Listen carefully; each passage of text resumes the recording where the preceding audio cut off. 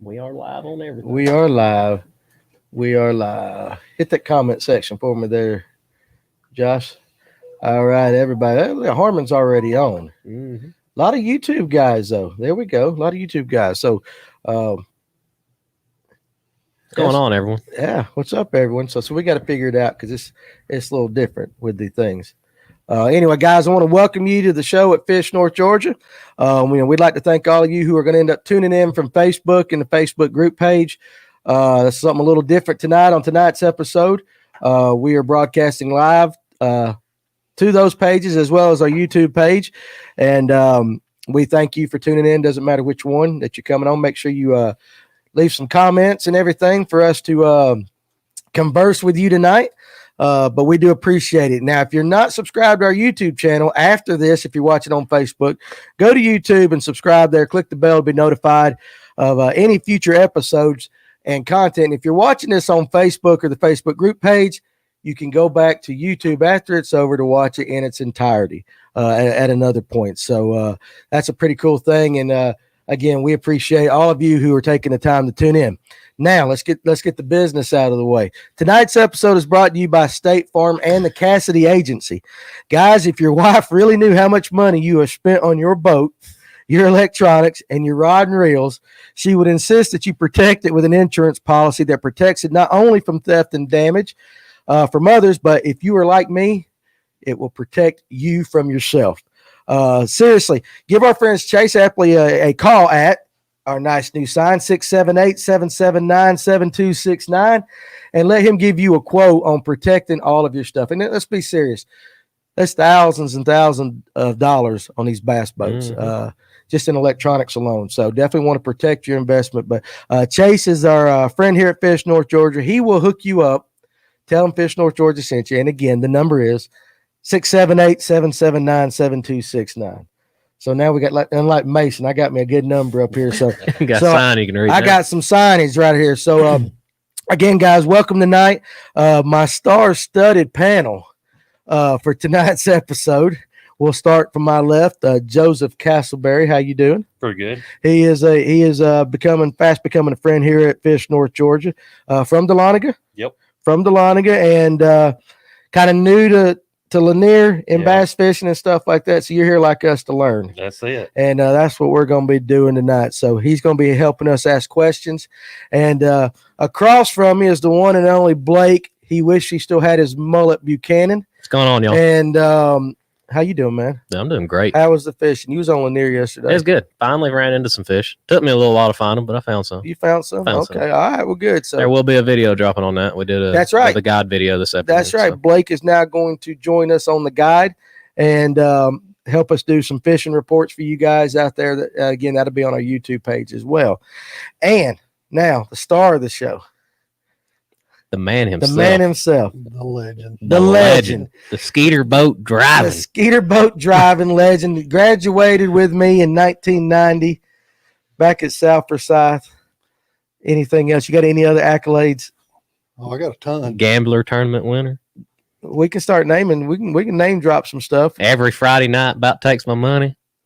It's all good. It's all good. Tim Pruitt. All right, so Tim Pruitt's here from the East Hall Bass Club. That's what you currently fish. You take their money a good bit? No, I donate every single tournament. So far, I think I've got second a couple of times, big fish a few times, but these guys are tough. Yeah, East Hall's got some hammers in it. Doesn't the East Hall do that? It's like they put a pot aside for the biggest fish of the year, like Yes. a 6-pound pot or something. Did you see that, Josh? The mics are clipping in the YouTube feed, so I don't know what that means. You guys on Facebook, are the mics sounding pretty good, everyone? We want to make sure everybody hears it pretty good. Explain that big bass pot that they do every year real quick for people. We just do big fish for the year. Okay. So whoever's got big fish for the year, they award for it. I have no idea what it is because some of the largemouth guys have always got it. Yeah. And I never have it. Never have it. Oh, that makes sense. All right. So Facebook sounds good right there. So I don't know if it's just on YouTube, but anyway, so what we're going to talk about tonight, guys, is Lake Lanier from now to the spawn. Okay. So these pre-spawn bass, Don't start eating the nuts already. I can't help it, man. We'll They're too talk good. about. Well, all right, Carrie Bell. Facebook sounds good, Tim White. All right. Anyway, hey, listen. All right, we're gonna eat some nuts here. Have you tried one of them yet? Have you tried one of Steve's Go nuts? ahead and get you one of them. Put one of Steve's nuts. Go ahead, get Might one. have to have a few of them. Oh, you we'll eat that whole bag before tonight's over nuts. Now, these nuts were kindly donated by Sugar Hill Nut Company. Mr. Also Steve, make one of the best underspins they there are. makes one of the best underspins. If you guys go to Bass Pro Shops and you come out, they got them nuts for sale right there. Those are Steve's nuts. Pretty good nuts. Pretty good nuts. Steve's got some good nuts. And Damn these are, good nuts. These are cinnamon. Them not great. Say Steve's nuts are good. They are good. They are good. So these are cinnamon. The pecans, ain't they? Yeah, I think they were pecans. You He does a think little bit. they're I don't know. pecans? I don't know. Is it pecan or pecan? It's Pecans. Okay, I just making sure. It's like you said crappie earlier. Yeah, I did. say It's coffee. crappy It's around crappy. these I hang parts. around some Bunch Yankees. of nut bags. That's right. But listen, so he was kind enough. The nut goblin begins. Cartersville, listen. Yeah, seriously, guys, listen. These are some good stuff. Now they're currently at other locations, but they're going to be here at Fish, North Georgia. So, Oh yeah. very, very soon. So Okay. you can come get those. Didn't Blake say the other night that he didn't like those, Danny, when he saw y'all's? I didn't say that. I said I don't eat pecans, but I started eating those, and That's I changed right. my mind real quick. Hey, listen, I ain't got him on my chin there, Harmon, but I got just let Harmon. He's messed up. Anyway, so we're gonna talk about Lake Lanier. It's crappie. It's not crappie. It's It's crappie. State of Georgia's crappie. I don't care what you Yankees or Alabamans He catches a lot of crappie on Lanier catch a too. lot of crappie on Lanier too. At times. At times, Where at? Well, are we gonna turn this into a crappie show already?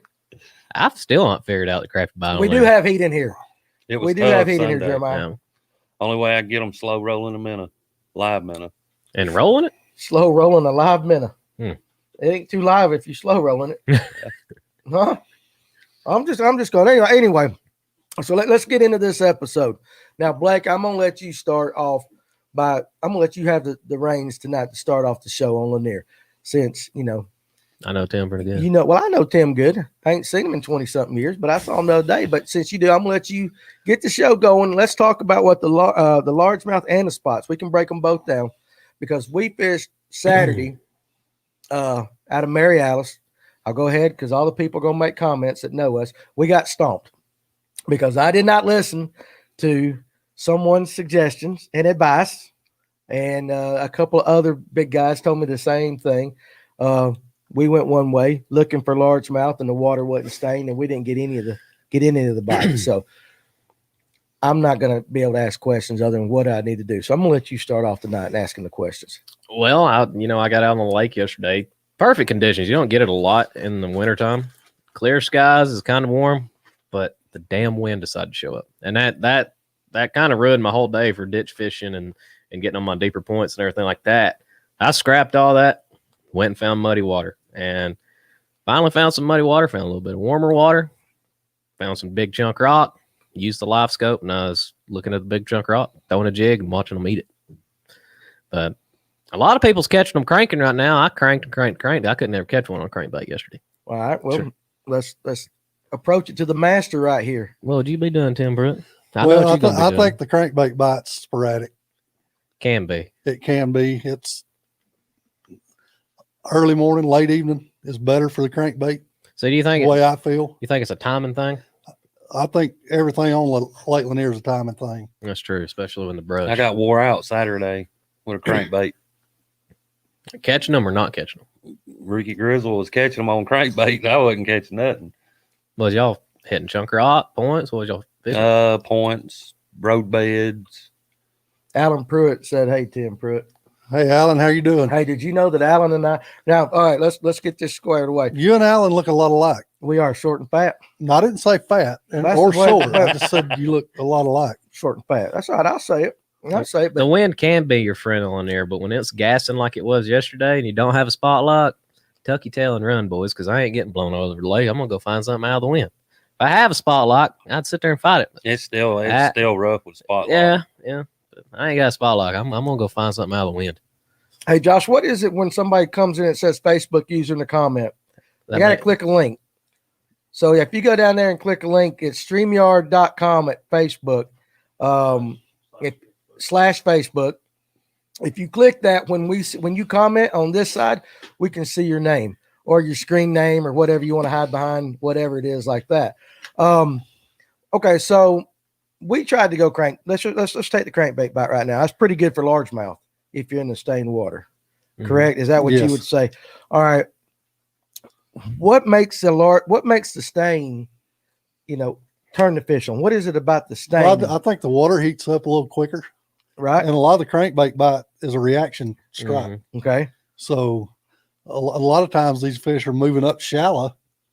The warmer the water is, I mean, 2 or 3 degrees makes a ton of difference on Yes. how the fish react to that. I noticed that yesterday. So do you ever crank pause I do. at certain times? I or- do, but the main time I'm cranking, I want my crankbait digging. I want it on the I bottom. want it bouncing off anything I can get it to bounce off of. And a lot of guys are burning it. I don't burn it. I crank it down as hard as I can to get it down, and then I just slow roll it. You fishing that on a fast retrieve reel or slow? All right, so check that out. So On now a look, here's a new 63. feature we got. Josh can pull a banner up right there. So Harmon, slow retrieves on deep rock points and banks with a crankbait, but the deep bite is there if you find them. Yeah, it is there, but I tell you what, we struggled on both. I know Patricia Patton, is it Patton or Peyton? I know it's Peyton, I think. She fishes with us in the elites. She was there last Saturday. She can tell you about wind. See, I promise it wasn't as bad windy as last Saturday. Last Saturday's wind was terrible. Oh yeah, I was praying for you boys. But It looked rough. I was sitting at work and the trees were just bending over. it was crazy. Now, how about that comment right there from David Newcomb when he says, make that crank dig? I mean, that's So one is thing. that one of the key things with you, Yes. even in stained water? Yes. And why? Just deflecting off whatever. When it hits a rock, that thing's gonna. Yes. Go And everywhere. it's just I feel like it's a reaction bite. I mean, this time of year, the fish are not going to chase your bait very far to get it. Okay. So So it's bring it by, trigger, boom, they hit A it. lot of the bites. Well, when I'm cranking, I'm gonna hit a big rock. If I can throw my crankbait out and I feel a big rock, I'm gonna hit that one piece of rock 2 or 3 times, and it might be on the 3rd time get a bite. Okay. Well, I know that the winners went up Bald Ridge the way I was told to go. They got into the stained water and mostly was largemouth. I think they had an all largemouth sack on the elites. I'm talking about the electric elites now. They had and right there coming on our banner right there. I look at it, the dig causes a big noise and protects the hooks too. Looks like a stunned bait fish. That's true. Michael Geiger and Randy Moore won our tournament with 14.68. But they had an all largemouth sack until late Randy caught a spot. But what is it about a largemouth that the spots don't like that stained water, or do they? They do. What do you think? Yes. Yes, they do. Yes. This time of year, especially Okay. the spots, they'll get in the same places that a largemouth will get.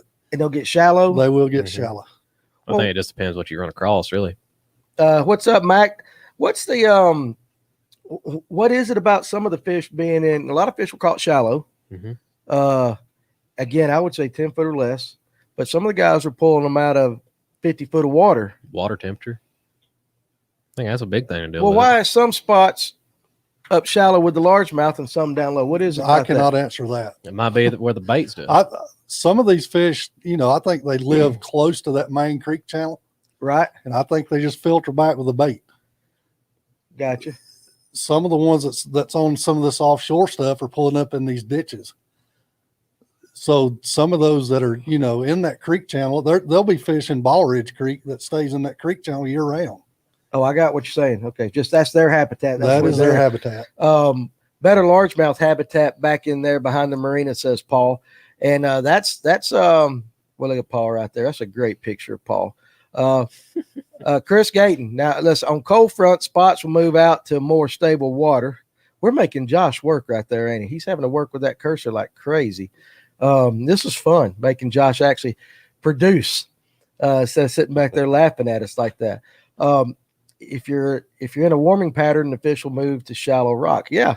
But now, just Chris, and you can attest to this. Chris can attest to this. Now, he went in Saturday with a plan, pre-fishing, they were on them, and then just that cold front come through and that wind, and it changed everything. And I don't know about changed everything, but he'll tell you it changed their game plan like that completely. I will tell you this: if we start getting some warmer nights, right, those fish are going to move shallow.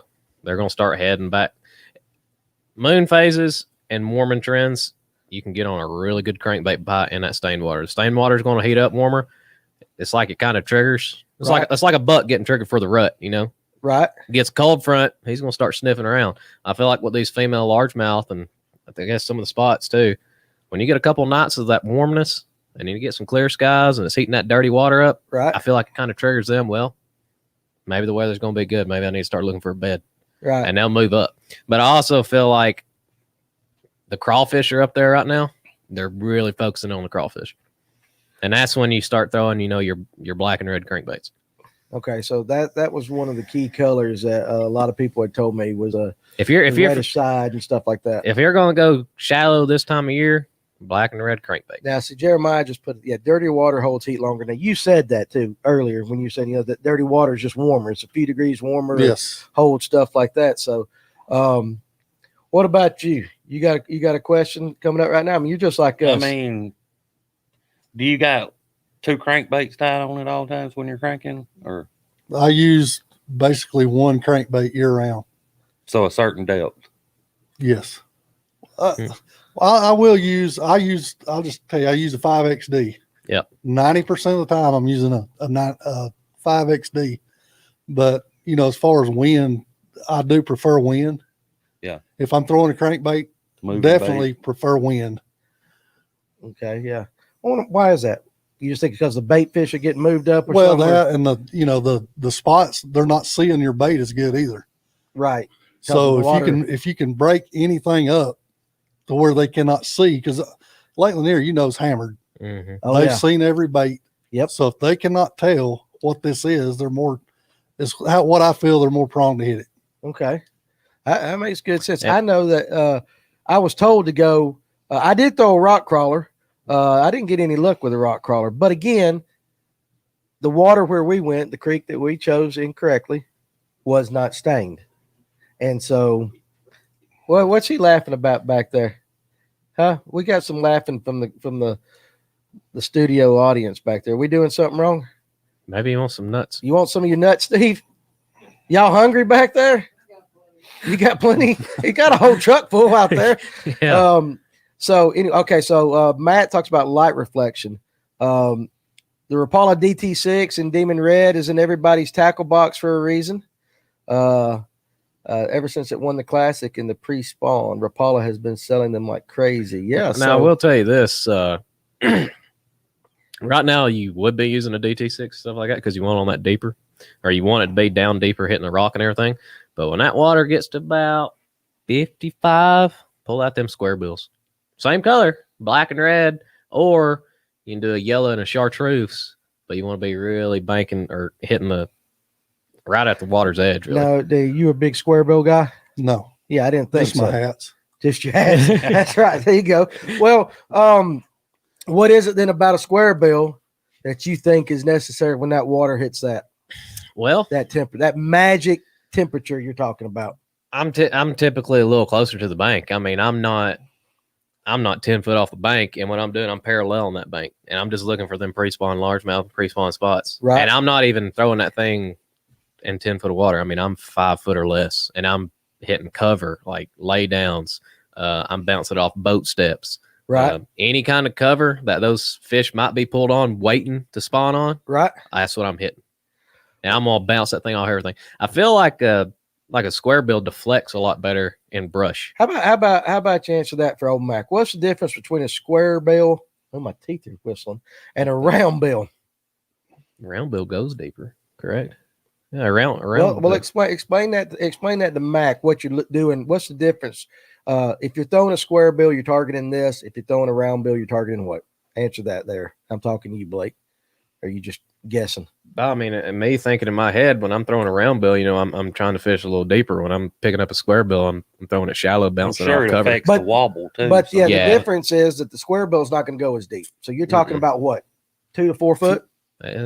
Some get a little bit deeper. Yeah. Some will be right under the surface. Right under the surface, yeah. And so you're trying to hit. So you're really up shallow. Whereas any yeah. round bill is going to go down depending on how it's. I say when I'm throwing the a length square of the bill, I ain't thing. throwing it no less than 5 foot. Okay, square bill is less than better 5. for heavy cover. That's a good thing. Wider wobble and deflects better on shallow cover. So, but you don't like them. Well, the difference in Blake and myself as far as fishing, if my boat sees 5 foot of water, it's when I'm putting it on the trailer. He does not go deep or shallow at all. Boys. Okay, all right. I'll tell you that right now. You're a deep guy.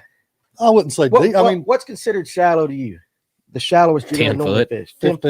15 foot. So everything is 15 and deeper. That's where you like it. I wouldn't say that I don't fish shallower, but my better success has came deep. On Lanier.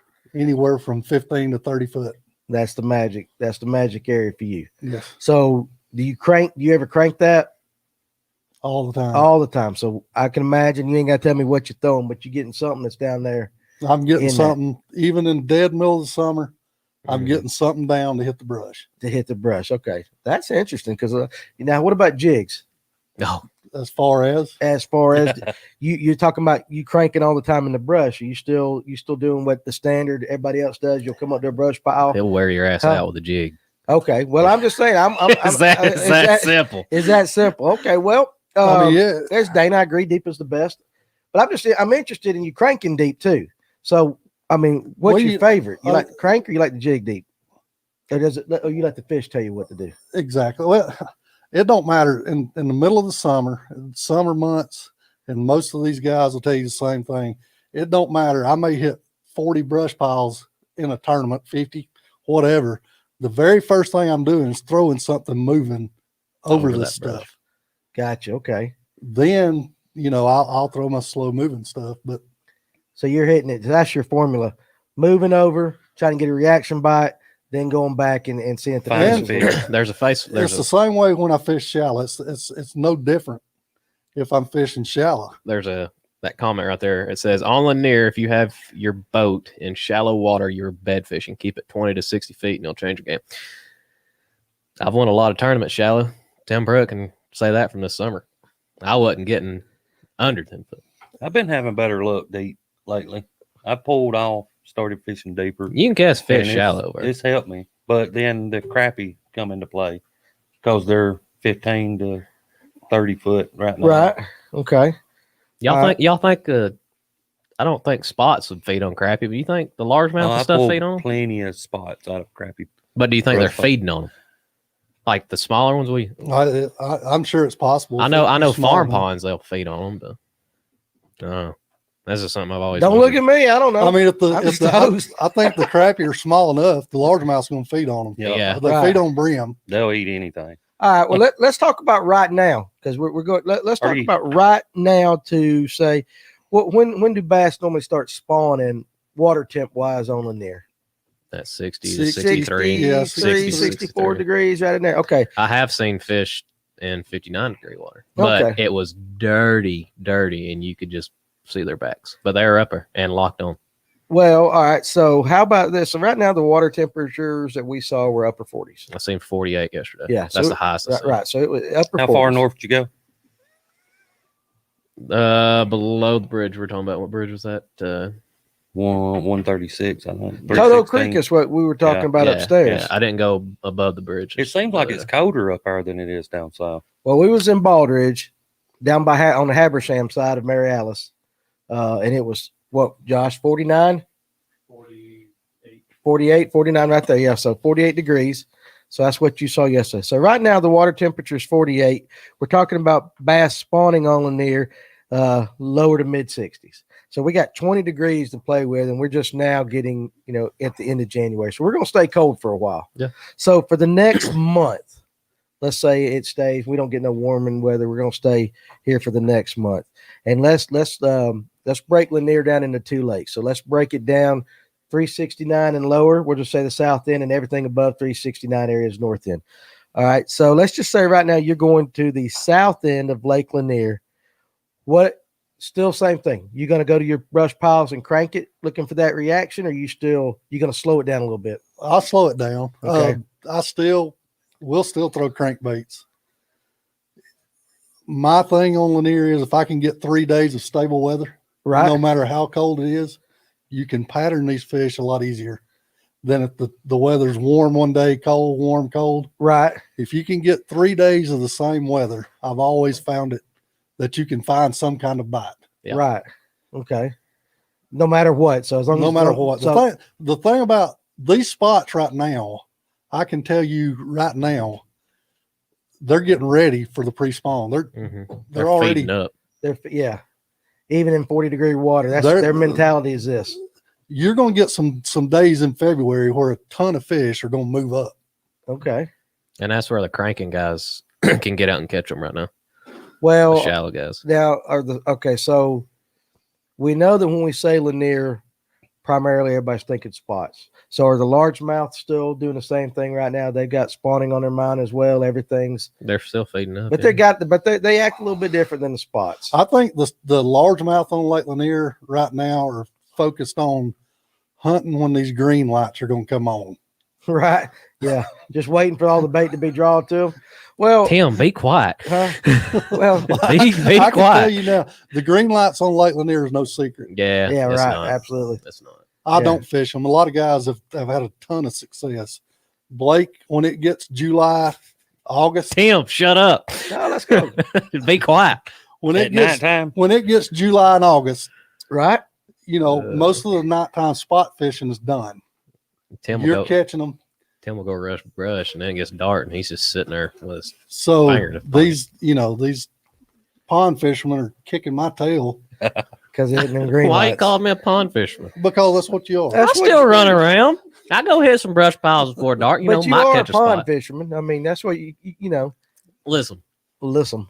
All right, come on, listen. I'm not running my boat across the whole damn lake fishing 30 brush piles for 2 hours before it gets dark. I'm going and I'm taking my jig. I'm gonna flip docks, and it gets dark. I'm gonna go sit on one spot, and I'll sit there until the tournament's over. Are you scared to drive your boat at night? No, You should be. Yeah. yeah, especially on there. I Oh, I don't know that. There's don't no do doubt my- about that. I'm not scared to drive it, but I mean I know there's dangerous stuff out there. But Nothing is a secret on Lanier. And that's actually true, Dana. You guys too. Hey, listen, for you guys that don't know Dana, FCP Fishing, give him a follow on YouTube. You guys that are watching on Facebook, he always posts some really good videos on Lanier. The Joker's always catching fish. And he does it a little bit different than a lot of guys do. Less driving and more catching is what Max says. I don't know about more catching, but you're slowing down, and if you get a bite, it's usually going to be a decent one. Okay, well, Harmon keeps popping on there. He's still deep. And he's deep year round anyway. So we're just kind of Lanier at night on the yak is magic in the summer. Yeah, well, put a light on the back of that, I was gonna say, did the kayakers have to put a light on there at night? dude. Well, they should. I told you. I About think it should, or do they? I think most should. of them do. Yeah. You get an occasional guy that don't. it's an which- occasional dumbass. And that'll get I run really over. doubt it's the guys that are fishing. Man, that would absolutely scare the daylights out of me. The way some of them guys fly. There's some secrets on Lanier, but Blake spills them. yeah. Blake, you don't kiss and tell. I mean, no, kiss Blake. He's gonna tell Are every you single jerk time. baiting any? Some. Now he asked this because this man is crazy right now about the jerk bait. So right now, any question you want, go on the jerk bait right here. A ton of guys jerk bait fish. I do, but it's one of those things. I'll pick it up if I'm not catching them. I'll put it down. The jerk bait bite to me now is not as good as it was 10 years ago. No, Back It's when pretty good up north. Back when I first started fishing, man, you catch them all day on one. Now it's Do you hard. got That's one good, Daniel delt you're Boone Smith. using, or No, you different delt? yeah, it depends what time of the year it is. Like right now, I'm always using the deep diving jerk bait. Mhm. Well, Saturday I was using the deep diving and couldn't get no bites. Picked up the 3 to 5 foot. First cast, he took it. Second, I got him off. Second cast, took it. Well, see, and that's the whole thing about Lake Lanier. I mean, people worry about if I tell you my honey hole. Man, I fished from Gainesville Marina to Buford Dam. Right. Yeah. There's thousands of honey. There's thousands, and what, like I said, we may fish 40 brush piles and catch fish on 2 brush piles. Right. Right. With the way the bluebacks are, these things move around. Even this time of year, 2 weeks ago, we fished a tournament, we caught our fish out of a totally different area, same creek, different area. We had found fish in a ditch one day, go back the next day, Gone. they're gone. Right. Absolutely. Yeah. I mean, you know, everybody talks about fish, even though you don't see them because they're on the bottom. No bites. So we moved to the next ditch over and hammer them. it's just they're there one day and they'll move. I don't know, You know. with Lake Lanier if these fish are just that sensitive to being pressured that much, or Chasing the bait. That was me Sunday. I couldn't even tell them fish was on the bottom. All right, And I so- was dropping the Mhm. crappy jigs down, and I could watch them just come That up. was the crappie sitting on the bottom like that? I'm gonna get, No, it was the bass on No, it the was bottom, bass. I seen but the I was picture of it, crappie yeah. fishing. how often do you fish a bait before you decide to put it down if it isn't working and pick up another bait? 30 well, minutes. I'm stubborn. If I've got it in my head, that's what the fish are going to bite. Probably too long, Me too. Probably too long. because most of the time the fish are going to tell you what they want. That was like me cranking yesterday. I crunked till my damn arm hurt from throwing it. Picked the jig up, second cast. Okay, I'm throwing a jig the rest of the day. Here's the best thing I could tell anybody as far as fishing Lake Lanier. I tell my son one day, Harley, I said, we're on fish. We're going to do good. He said, whatever you did today, do something totally different tomorrow. Right. But Charlie is different. He'll catch a 4-pounder on a So Ryan crankbait, cut it Sheffield, off, throw No, something else. Harley, and I'm going to tell this right here. Harley, a lot of the pictures that Harley has posted on his Facebook are pictures of the fish I've caught that I'm Oh. letting him hold. Oh, really? Is that Well, what's going on, is that Harley? true? About half and half. All right. wow. All right. There was a question right before Max. Josh, can you scroll back up? That I didn't. Okay. Can anybody get a deep crankbait bite right now on there? Now we talked about that. So you said right now you can get that deep crankbait bite. Yes. If you can get a crankbait down in Thanks, Josh. 15 to 20 foot of water and there's bait and there's fish, they'll bite it. But the thing about it right now, I mean, you can get that bite, but you have to cover a A lot ton of water. And one thing about it, you hear guys talk about confidence baits. Yes. Some guys will take this crankbait this time of year and they will not pick anything else up, Mhm. So they Yep, just I know add one. that sure into it. Yep. but they will catch big fish. They might not have but 5 bites in a day. But they'll Right, be a but they'll good get, what bag. they're going to catch is quality. I want to remind you guys that are viewing on Facebook, you need to go to a link. If you just start commenting without hitting this link, Josh is getting ready. It's StreamYard.com/Facebook. That's StreamYard.com/Facebook. When you do that, we can see who you are. If you don't do that, it comes up as Facebook user, and you say, "What's up, guys?" And we'd love to tell you, "Hey," but we don't know who you are. So make sure that you do that, and we'd love to find out who all is watching. I tell you that. Do you have a preference right now? Let's stay with crankbaits for just a second. Are you one right now that's throwing the thinner body style crank, Like the flat sides? like the flat sides, or are you like the bigger wobble? This time of year, the thinner profile to me is better. And why is that? I don't know if it's just the way the bait fish are swimming, Right? but to me, the tighter wobble this time of year is better. Got that? Okay. And that doesn't matter whether you're going deep or shallow. No, Well, you but fish I one, still, yeah, I still rely on the 5 and 6XD a lot. right. I really like those during the wintertime and pre-spawn. I don't fish a lot of the flat sides. I know there's a lot of guys that do. I'm not a fan of them. Not a fan of them. Okay. Well, you got anything on that crankbait? You were throwing a crankbait though. I this threw a weekend. rock crawler. What color were you throwing your rock crawler in? And it was red crawl. Red crawl. Yep. And that's what you were getting hit on. No, I didn't get. Oh, no- you didn't get no action He on picked up a that. jerk bait. And then you picked up. No, I lost all my jerk baits, and I didn't catch nothing else the rest of the day. He just had one He day. just sat there and Listen, I can't say twiddling nothing. his thumbs. I tried everything, and I mean, Ricky Can set you up there with a post the link? crankbait and just put them in the boat. I don't know if Josh can post it or not. We're still figuring out this new program that allows us to do all this. So 6 cents makes some of the best crankbaits and jerk baits on the market. yeah, right what flat sided crankbait can you get 20 plus feet? now. Flat side?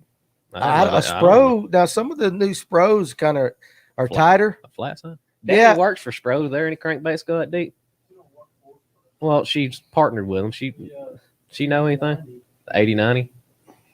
Well, I know that The DD90's got the wider bill though. It might have the wider bill. Some of the Spro crankbaits I know though they are the flat sided because I've got some in my tackle box, but I don't know exactly. I haven't fished them yet. They get down. Like I said, I don't fish. But again, they do, like you said, they got the bigger bill on the front, but the bodies. I think they got the big wobble. Hey, Josh is doing a great job in this new format. It's a lot of work for him.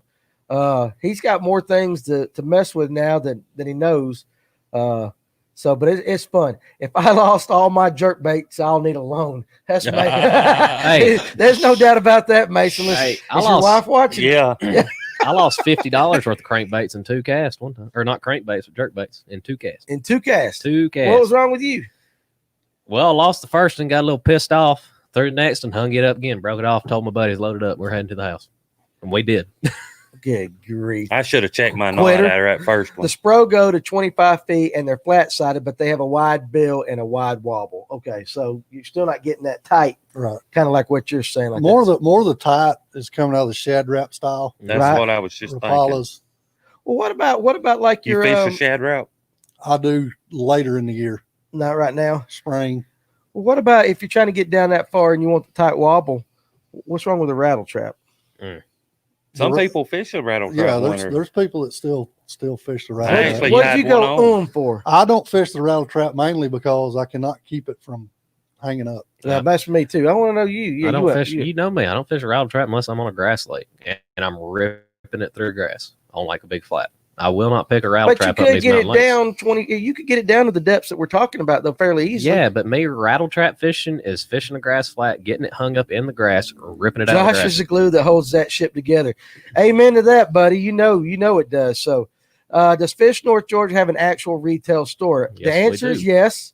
It is at 11262 Highway 53, Marble Hill, Georgia, 30148. We're actually in the basement of it right now. Now, technically, we ain't open yet. We're still Come by and getting see it. us. We're here all the time, so you can come in and see us.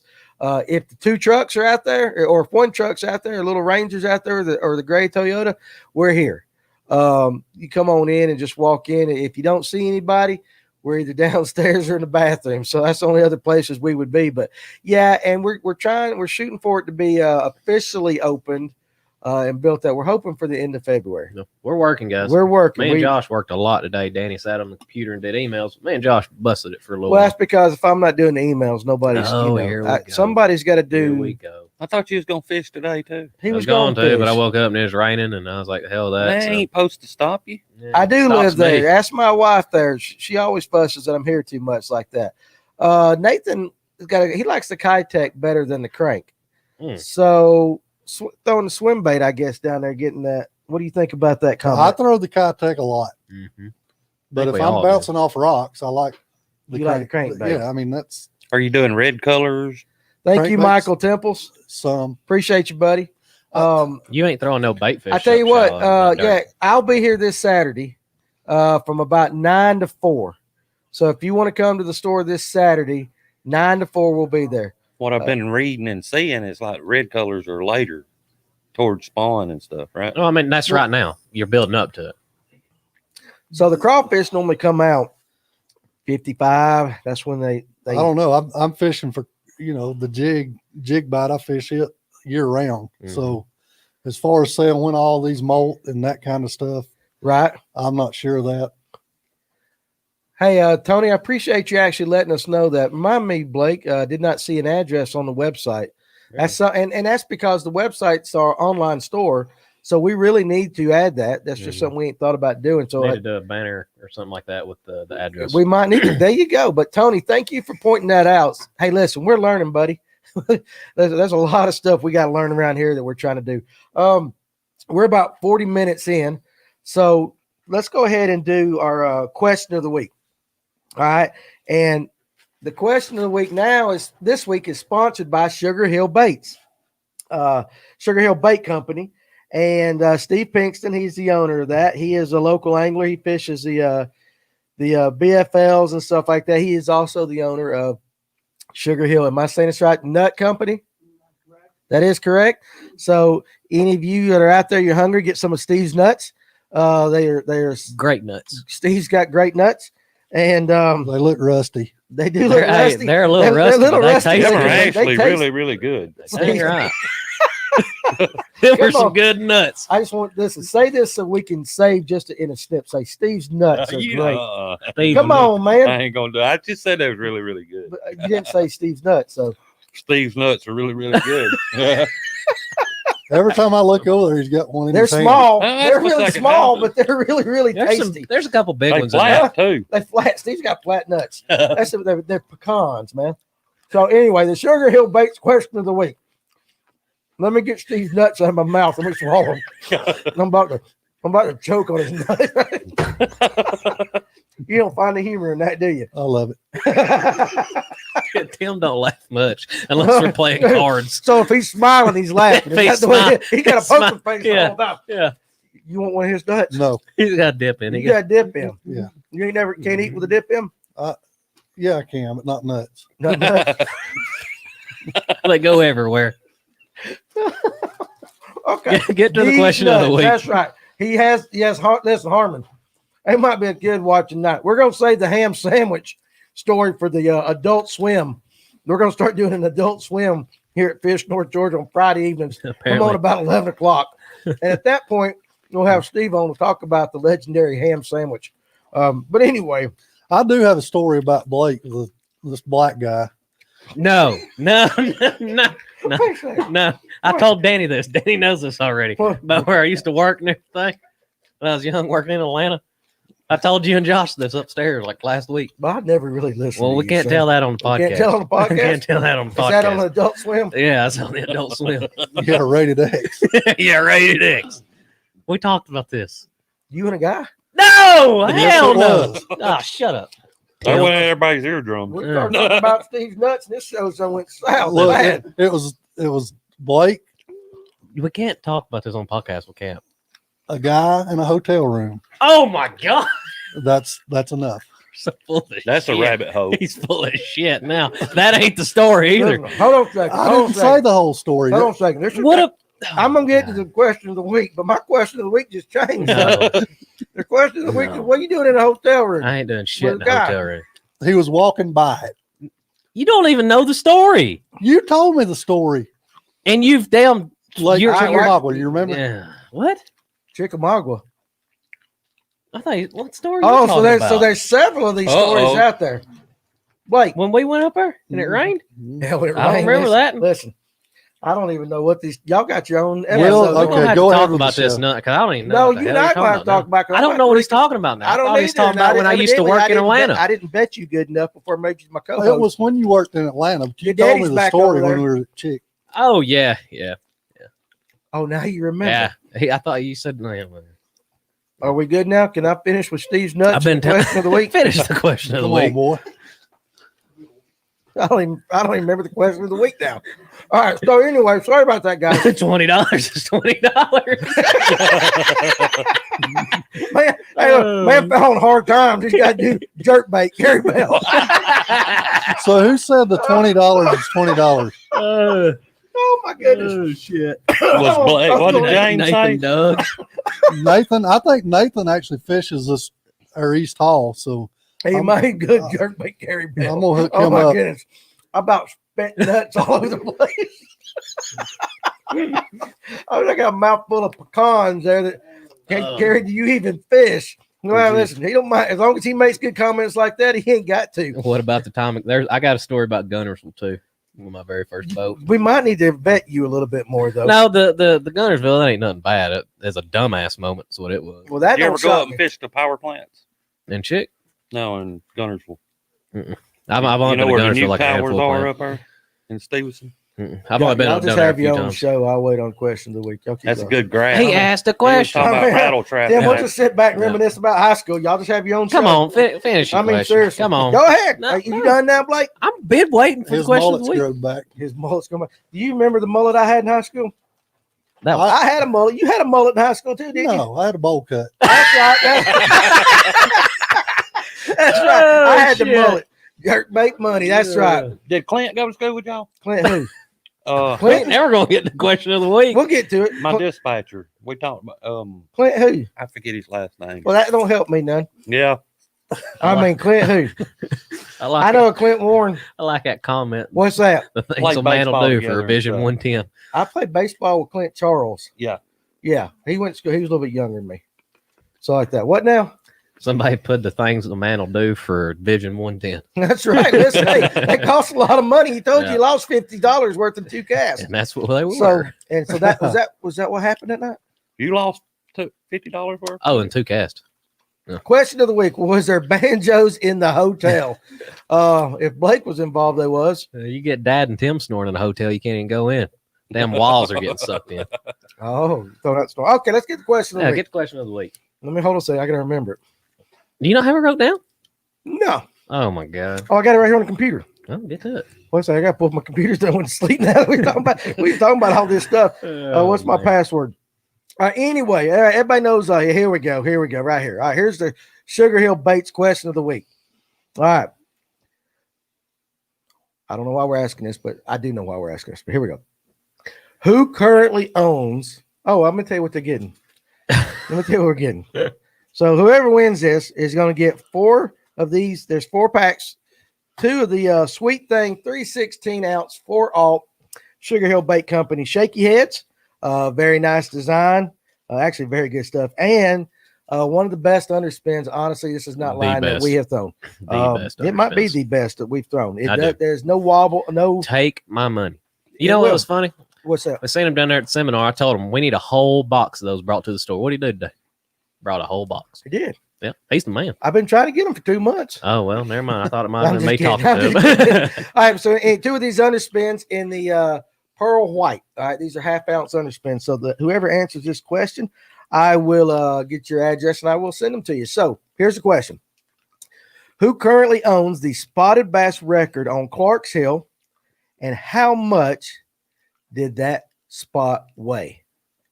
Okay, Go ahead and get the Mad Shark Customs out of the way too. you may do that right now. Go ahead and I do it while thought you was going people's to do the talking. Jeopardy, the ding, ding, ding. Yeah. All right, 3rd time's a charm. So while he is while you guys are pondering that question, because that was like, I have no idea who that is.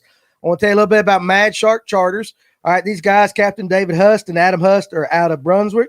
I'm gonna read it just straight from their thing this time, so you will understand it a little bit better. St. Simon's Island, all that. So they do shark fishing. They can take you on shark trips, stuff like that, day and night, evening or night. They also do trout, redfish, flounder, whiting, tarpon, sheep's head, catfish, and more. They do eco, dolphin, alligator, birding, and sightseeing tours as well. Like I said, inshore or offshore. No, those answers are not correct. But anyway, Mad Shark Charters, and their number is 912-223-1066. So 912-223-1066 or 912-580-1234. So we appreciate okay, so we got all right, so several of these guys are saying 8.2 pounds. Now, are we so Wayne Holland is the Georgia state record. We're talking about just on Clark's Hill, not the state record, on Clark's Hill, on that particular lake.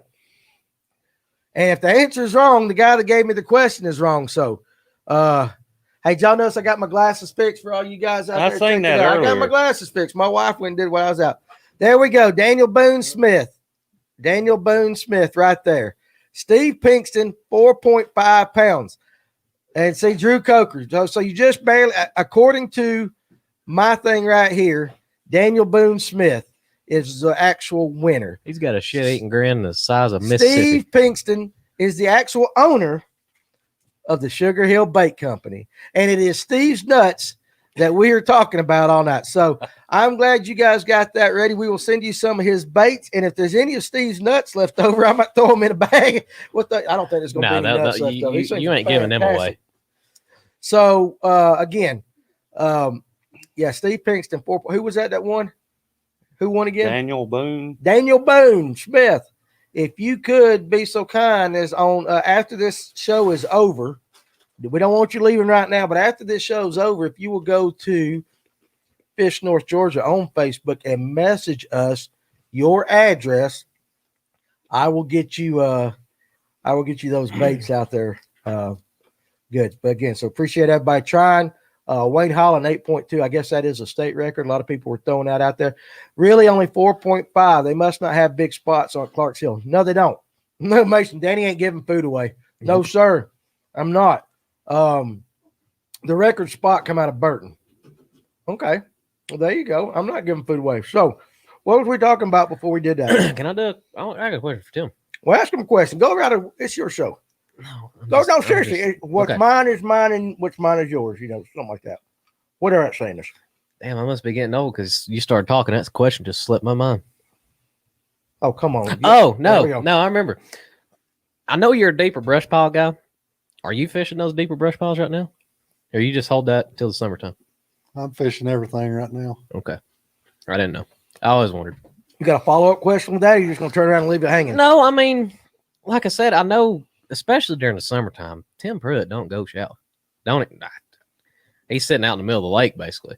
But I just didn't know if you're fishing those same kind of brush piles and that deep right now. I'll check them all year. Okay. Do you find fish stacked on them this time of year, or are they going to be in the ditches? I mean, more now. I'm fishing ditches. You know, breaks. I'll say that, Josh. Yep. Which I think we're all doing that right now. But like I said, I know you're a big brush pile guy. I didn't know if you tried to find fish on those this time of year also. I try all the time. Yeah. What about blowdowns? That's shallow. He's not big. I got them. Some of them, not all of them. Yeah, I very seldom. I mean, once it's that time of year for blowdown, I will fish a blowdown right now if I'm fishing a pocket and just see it. Yeah, but I'm not targeting blowdowns ever. Hey, Steve. Yeah? Do you really have some more nuts in your truck? No. Okay. Well, I'll tell you what. Daniel Boone Smith said he wanted some nuts too. I don't think there's going to be any left over right here. We're going to eat them. We're going to eat them. Come by the store. So we're going to have them here at the store. So we'll figure out a way to get you some. Kevin Chadwick had a question right there. So speaking of underspins, when and what application is best suited to throw them? And that's a question for you. For the underspin? Yeah. How do you like to throw the underspin? What are you targeting when you're doing it? Because you said a Kitech. Do you just do that on a ball head, or do you use it on an underspin? I use it on a ball head. Okay. I do throw it when, the swim bait, the Kitech got real popular, which Harley, my son, and myself, we were fishing before that ever got popular on Lanier. We'd fish it just with a shaky head, screwing a fluke onto the shaky head. Right. Okay. And we was doing that 10 years ago. But now everybody's doing it. There's been times. I mean, I fished the underspins, but I've been a lot of times where I clip the blades off on an underspin just so I can throw the Kitech on it. So you just don't like the blade. You just don't think I do. I mean, I will fish the blade. I know a lot of guys still have tremendous success, and I will throw it. Right. But I like it better, Do you drop your own brush? Are you a brush dropper? I have the DNR tell me where all the brush is. Is that how it works? That's how it works. That's how it works. There you go. DNR tells wink, him. I knew that was coming. Brian asked if we're going to carry those underspins. Yes, we have them. We just got a big shipment of them in today. Yeah, we actually do have them. We have that and his shaky heads, and we'll get his actual seriously the real nut products, the pecans and the cashews. Cashews. No, pistachios. What was it? Pistachios. Almonds, pecans, and cashews. Tip on the underspins when fishing brush. If you feel the line tighten up a little, it's coming over a limb, so speed up the retrieve, and it won't get snagged up most times. That is from the Drop Shot Jedi. So Daniel's put. I heard people using paddle tail on underspin.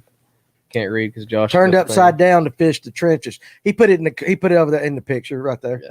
I mean, if you fish the Kitechs, they got a paddle on the back. But I mean, I'll fish them with a straight fluke sometimes if I don't want the paddle on the back. Now you had a fluke with a split tail. Now and I know a baby one, but that is a lot of guys doing down small to get the smaller bait profile. Do what? Getting a smaller split tail fluke to go smaller baits. And that come from crappie fishing last Sunday. What about a mega bass spin head? Yeah, it's the same thing. There's so many different spin heads out there. I'm just telling you. Let me tell you about these. All They're right, so I great. haven't fished all these. We have fished several different brands. I can just tell you that this one runs true out of the box every single time. Yeah, there's no rolling on it. I've been fishing it. There's no roll at all on No, this. I've been fishing it for 2 months now, probably. Probably so. And it's I won't buy another one now. I lost mine. I'm going to have to pick me up a couple more. Well, they're up Well, there. they're Go get 'em. there, and got like 5 different colors, something like that. I The still heads. ain't had a bite on one, but You fish enough. I've caught. Yeah, you fish Yeah. enough like that. I'm trying to Um, dig now, trying to figure it See, out. Nathan likes the split tail fluke on an underspin or a fish head. The Banjo Minnow, let Carrie Bell. The Banjo Minnow. There you go. I will say this: when I'm throwing the fish head, Right. I've always fished split tail. Okay. And that is just I've confidence or I just yeah, I think it's more of a confidence thing. That's just what I've got. I'm gonna go ahead and give Carrie Bell and 400 Inc. out a shout out to while he's there, so he can hear me do it. But now, really, he is a sponsor of the Electric Elite. And if you guys are serious about getting your boat wrapped, not only your boat wrap, but if you're in the sticker game or they do apparel, they do. Good grief! Hey, if we got that flyer, Josh. Where are those flyers that he did for the Electric Elite at? Upstairs in the box. Can you tell Justin kind of where they're at? I'd like to brag on Carrie, show everybody that. Do you know where they're at, Justin? They're against this wall over here. Yeah, it's what they had to sign to join the Electric Elite, or to fish the Electric Elite. You guys got to see this here in a second. This is like some top shelf I stuff. really want my boat wrapped. Carrie, So back in the summer, when What? everybody's fishing in brush piles, they was the he going back throwing to the- fishing. spy bait. He's here to He's learn. serious. They He's here to throwing learn. the spy bait. Right. Everything I learned from the spy bait was a winter. He is Mason. That's right, buddy. No, it's summertime. It's summertime. Mhm. That's spy bait. The Schooling fish. spy bait Well, by not on the suspended near. fish. Yeah, suspended. They'll, when they're I caught a the few back during the summer on it. I hate them. my son likes them. They cost me a lot of money Yep. because you got to count them down. Yep. And I don't count as fast as he does. How about this question from Thomas? Do y'all ever fish the backs of creeks Yep. on Lanier Yes. in the winter? So that's pretty much now. Yes. But now you will, but you ain't going up as shallow as some of these guys. Well, if I'm fishing the backs of creeks, I will say it's now. this is the time. Yes. I'm This still is not. I pulled off the shallow. I'm staying 15 foot or better. If it gets below 15 foot back in the creek, I'll stop. Well, I'm gonna tell you right now, our tournament was won in 10 foot or less. Yeah, Here- I wouldn't rule that out. No. Yeah. Here's the thing. If you've got a long ditch and that joker runs all the way up to 10 foot, go all the way to 10 So- foot because they might be I in the mean, very back but, of it. but pushing that bait up. also, I'm watching the fish finder, and when I stop seeing the fish, I see stuff all over the place. Mhm. And right? once I get back, so far I'm not seeing it. I turn around and come back. No, you're running live scope. So you got Yeah. Ryan Sheffield saying dirt shallow. Yeah, He's running up above 400 bridge right. to where the chest of tea, starts a spring head. Uh-huh. Then he gets out and he wades on up about 400 or 500 yards. That, Right. that sounds a That lot sounds like like Ryan. He parks that Phoenix. He throws the anchor off and he wades. He's got a pair of duck hunting waders and he goes up there with a fly rod. Yeah. James said that look, spy baits early summer through November when they're chasing bait, but it is mostly for suspended fish like that, I would say. Yeah, Chris, you're right. 400 Inc. and Carrie Bell right now. If he can never find that thing, I'm gonna show it off to everybody. Just the kind of professional stuff. Do you guys ever fish up around Lula and Belton in the deep holes in the winter and on the rock walls? No, You don't. I don't. I have no idea. I fish from Gainesville Marina to Buford Dam. Okay. Ooh, look at that. I saw fish schooling yesterday in the back of a creek, 48.7. So did Josh and I. I seen some stripers busting yesterday. Now, I don't know if it was stripers or not, but when we pulled up, and so if you're looking at Habersham coming out of Mary Alice, we went that first or second creek over. And when we got to the back, the water was blowing up. Now we didn't Couldn't catch. tell what they were. No, we were. I know these are stripers because I watched. Me and Matt was headed out of a creek, and he spotted them blowing up. We turned around and went back. I think we pulled 6. So what I've learned is to fish all the lures all the time in all locations. Exactly. There you go. Hey, we didn't say you was going to learn anything on this show. So I tell you what, though, let me ask you this. So, in all seriousness, you didn't see it. Jeremiah just said, You take over. Josh knows what we're looking at. Jeremiah, everyone ignores fishing bridges in the wintertime, but they're around year round, especially the ones in the mouth creeks. Do you ever fish the bridges? I do. The bridge pilings and all that. I do. We fish some Saturday. Yeah. That's one thing I've never done. I do more in the summertime Right. than I do now. And Do you know what makes them key to those pilings? I mean, is it well, just I think- cover or well, I think the bait, actually, the bacteria that grows on the side of those columns? pylons, the bait fish eat on that. Right. And there's a little bit of shade and a little bit of cover. I But got you. That's one thing I've never done. I know it's a big thing on like. I learned gunners. that from an older guy that fished Lanier. Right. And It makes perfect sense to me. Let me ask you this now. Melton made that comment about anything and everything, but in all seriousness, this time of year, what do you think is the number one mistake anglers make on Lake Lanier? fishing too fast. Fishing too fast and not moving enough. Now, That's my problem. You sit in one spot too long. But I have come up with something yesterday that. Well, let's will help hear me it. out with that. We're giving secrets. well, out. that's so It ain't much of a secret. I walked in, Danny. yeah. I saw. That's why you have 30 rods with something different tied on, so you can try everything. Well, that's true, Michael. That's it. But I tell you, let me see. All right, let me take a break for a second. I want Josh to. So this is just some of the work that Carrie Bell does for us. Now, you guys know about our Electric Elite, and we wanted to be top notch. So we have this. Every angler was given. I'll make sure the light doesn't hit it.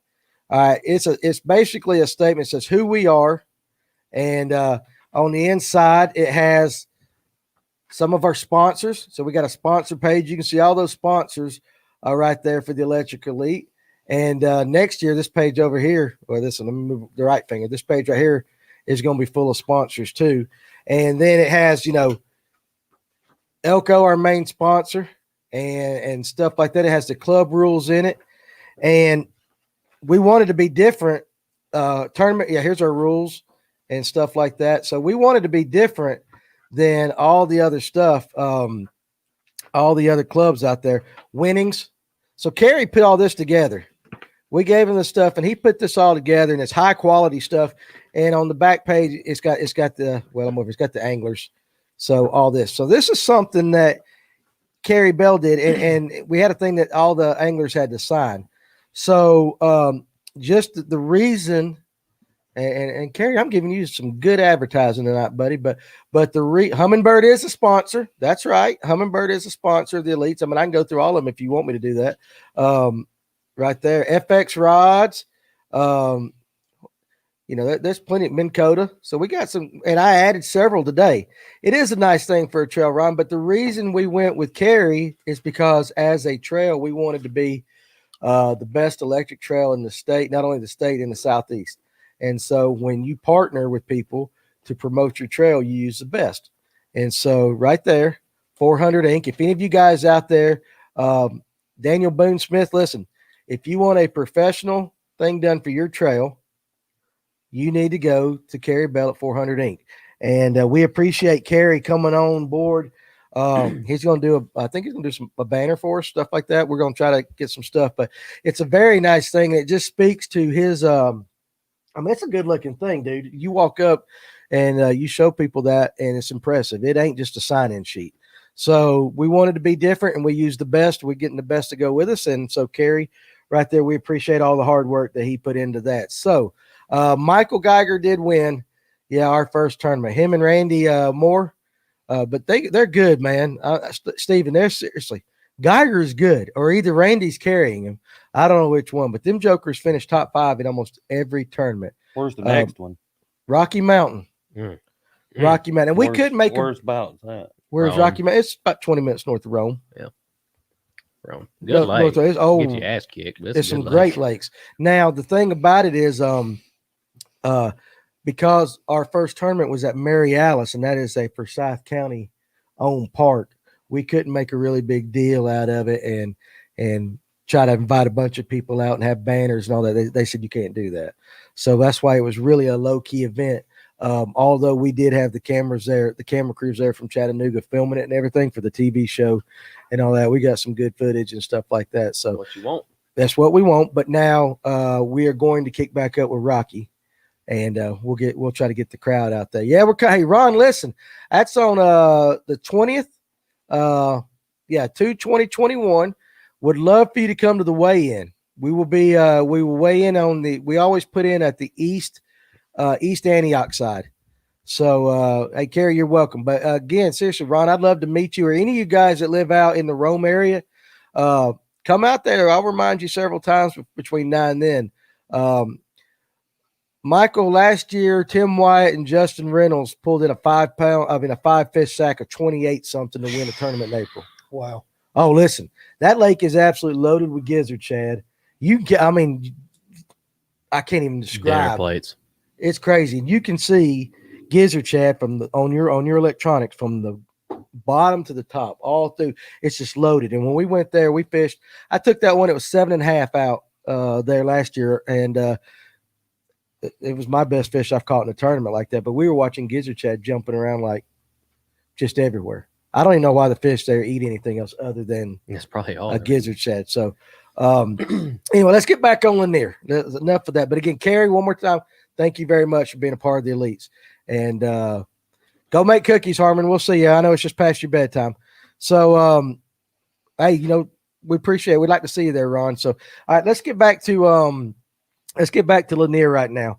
So describe what the spotted bass's main forage you think is right now, because threadfin shad, 100%. When I don't say 100%. I mean, I think that's their main forage is threadfin right now this time of year. Yes. When will it switch over, or does it switch over to mostly a crayfish, or do you think crayfish just become a part of it? I think it does. I mean, I'm not saying that may be their main forage right now, but from ditch fishing. Right. I mean, every fish you catch is, they've them got up. Loaded with the shad. Yeah. Okay. So threadfin shad. Now what? I think the reason is because I think the thread fins, they don't move as quick as the bluebacks. Right. And these bluebacks are quick.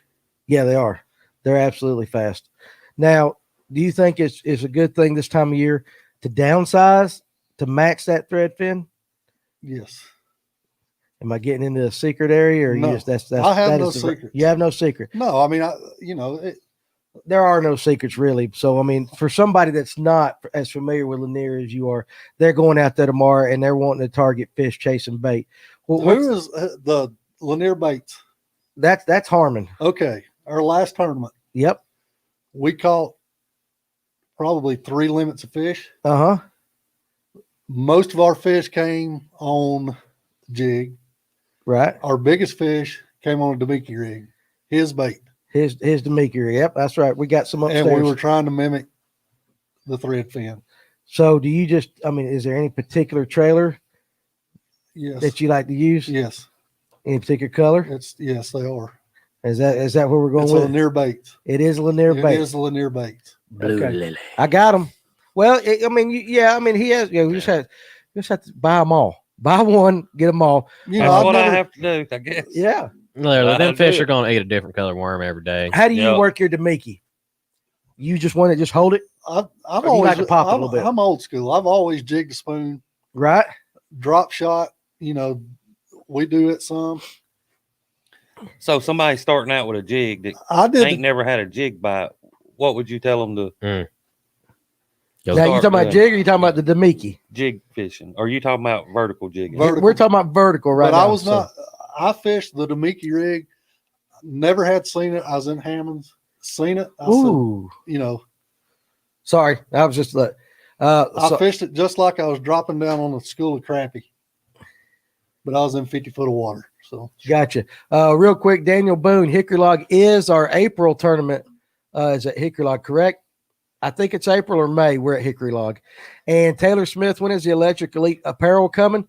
Tomorrow. we'll go design it tomorrow. So we'll do that, see what we can do. Great wintertime bait that imitates threadfin shad is a tail spinner. Nobody uses it anymore, though. Do you know what he's talking about with a tail spinner? unless it's the one on the worm. I think he's talking about an actual specific bait. So, Jeremiah, describe the tail spinner a little more for us, bud, so we can get that. Send some questions about the Demiki rig. Now, personally, when I'm throwing a Demiki rig, I'm looking at my graph and I'm dropping it right on their heads, and I'm just going to sit there and bounce it. That's all I'm doing. I'm not one to let it swing back and everything like that. But I do have a friend; he'll throw it out and let it swing back. But me personally, I like to drop it on their faces and just sit there and bounce it. So Justin Donaldson, who fished with us this past Saturday, I had crawfish and blueback spit up in my live well at the elite tournament Saturday. There you go, folks. And I imagine that they'll eat anything they can get a hold of right now. Oh, yeah. So I mean, if a blueback's in their way, they're gonna eat it. Right. But you pretty much think right now, just because of ease, thread Just from fin, what I see, I mean, that makes perfect sense to me. Oh, a little George type bait. oh, okay. Okay, yeah, absolutely. So that's a vertical So presentation. the silver buddies, Yeah, okay. I Same. see what he said. You know what you're talking about on those? I have no You ever seen idea. it's like a very flat, almost like if you took a underspin, but this right here, the blade is on the back of it. Ain't that? I mean, that's Ain't that pretty what we much. was talking about today? Those blade baits? Is it like a blade bait? Well, it's not. It's kind of like a lead front. If I'm not, you guys correct me. Like a little George, a man's little George. So small lead bait with a blade on the back. And so it's more for, I mean, I guess you could spin it if you want, but it's more for that. The crawfish were whole, just had been eaten that morning before I caught them. Well, listen, buddy, that. you need to help me because me and Josh couldn't get into them. You are fishing against each other. Don't Huh? work that way. What do you mean? We're buddies now. Justin's in our club. We know. Is that what you do during tournaments? You call people, hey, what are you doing? Hey, I didn't catching call nobody during the tournament. No. them. I know somebody who calls people during tournament. And turn What do you around think about that? and- Huh? I don't like it. You don't like people calling during the tournament? You think that'd be illegal? I will text Danny a picture. I don't Yeah. know if you could say it could be illegal, but That's a hunk of lead with one treble and a blade on the back. I know White Richard, that's right, buddy. I know somebody who won a tournament and came in and busted everybody's ass with almost 20 pounds, and he called this man sitting right next to me. Are That'd be you my- sore or something about No. that? You sound like you're sore. No, that Don't would be he sound like he's got a problem with it? that would be my father, and this is when we was fishing with So check that out. Fish will eat anything. I caught him with a Corona cap. All right, there you go. I take Danny is the one who knows what a tail spinner is because he is the elder on the show. Hey, he is listen. the elder. No, you're older than me, Not much. but you are older. I knew what a little How old are George you? was. 44. I had to think about that. Yes. You look like my wife. My wife's been 38 for going home about, I don't even know how many years I'll be now. Let's just- 43 next year. what kind of head do you use with the Demiki rig? Actually, the Demiki rig itself is a head. Yeah, it's just a Hey, Justin, that might be a nut since we've got somebody who wants to know what head you use. Could you run up? Do we have any Demiki rigs in stock? what's that one that you carry that I like so much? I might have one over there on the boat, though. What? What's the one that you carry that I like so much? Is that the one that Steve made? Lanier baits. I love their The baits. Lanier baits It is a good one. I like the Um, heavy ones that it gets down there a little quicker. So if you it's got a big eye. Basically, it's a jig that best way to say it is it's a flat sided. It looks like a flat-sided shaky head. Shaky head, and it's got like big eye. It's like the eyes are kind of sucked in, and they put an eye in it, Yep. and it's got a shaky head. And hook. it's a finesse hook, and it's got a keeper on it, but it's very small, like Yeah. a crappie, a little bit bigger than a crappie jig. And the line tie is going to be on the head, or so that not- you can vertical. Actually, I had one tied on, didn't I? Yeah, here we're going to show you a picture just so. And a lot of people. And again, Facebook user, if you go in and click that link, we'll know your name unless you just moon eye jig. That's a good, yeah. I think. Can I cut this off real quick? Hold on. Yeah, cut it off. Yeah. And hold it in front of the camera. Because I got a little backstory on You this thing. just don't break my rod, man. Listen, that can come out of your paycheck. What paycheck? Huh? Well, we'll develop one. Patricia Patton, love my blade baits and tail spins. It's almost like a blade bait with a Colorado blade on the back. Okay, so- her and her partner whipped us the other day. I learned about a Demiki rig 4 or 5 years ago when the elites were up on Lake Cherokee. Right. They were fishing these for smallmouth, and this is when I first learned about this. I don't know how long people's been fishing them on Lanier, Right. but I learned about them about 4 years ago and for smallmouth fishing. Right. But like I said, guys, all this is, I don't know if y'all might want to zoom in on that Look and put it in front of my camera because the big camera. the big camera and let Justin bring it back a little bit. Back.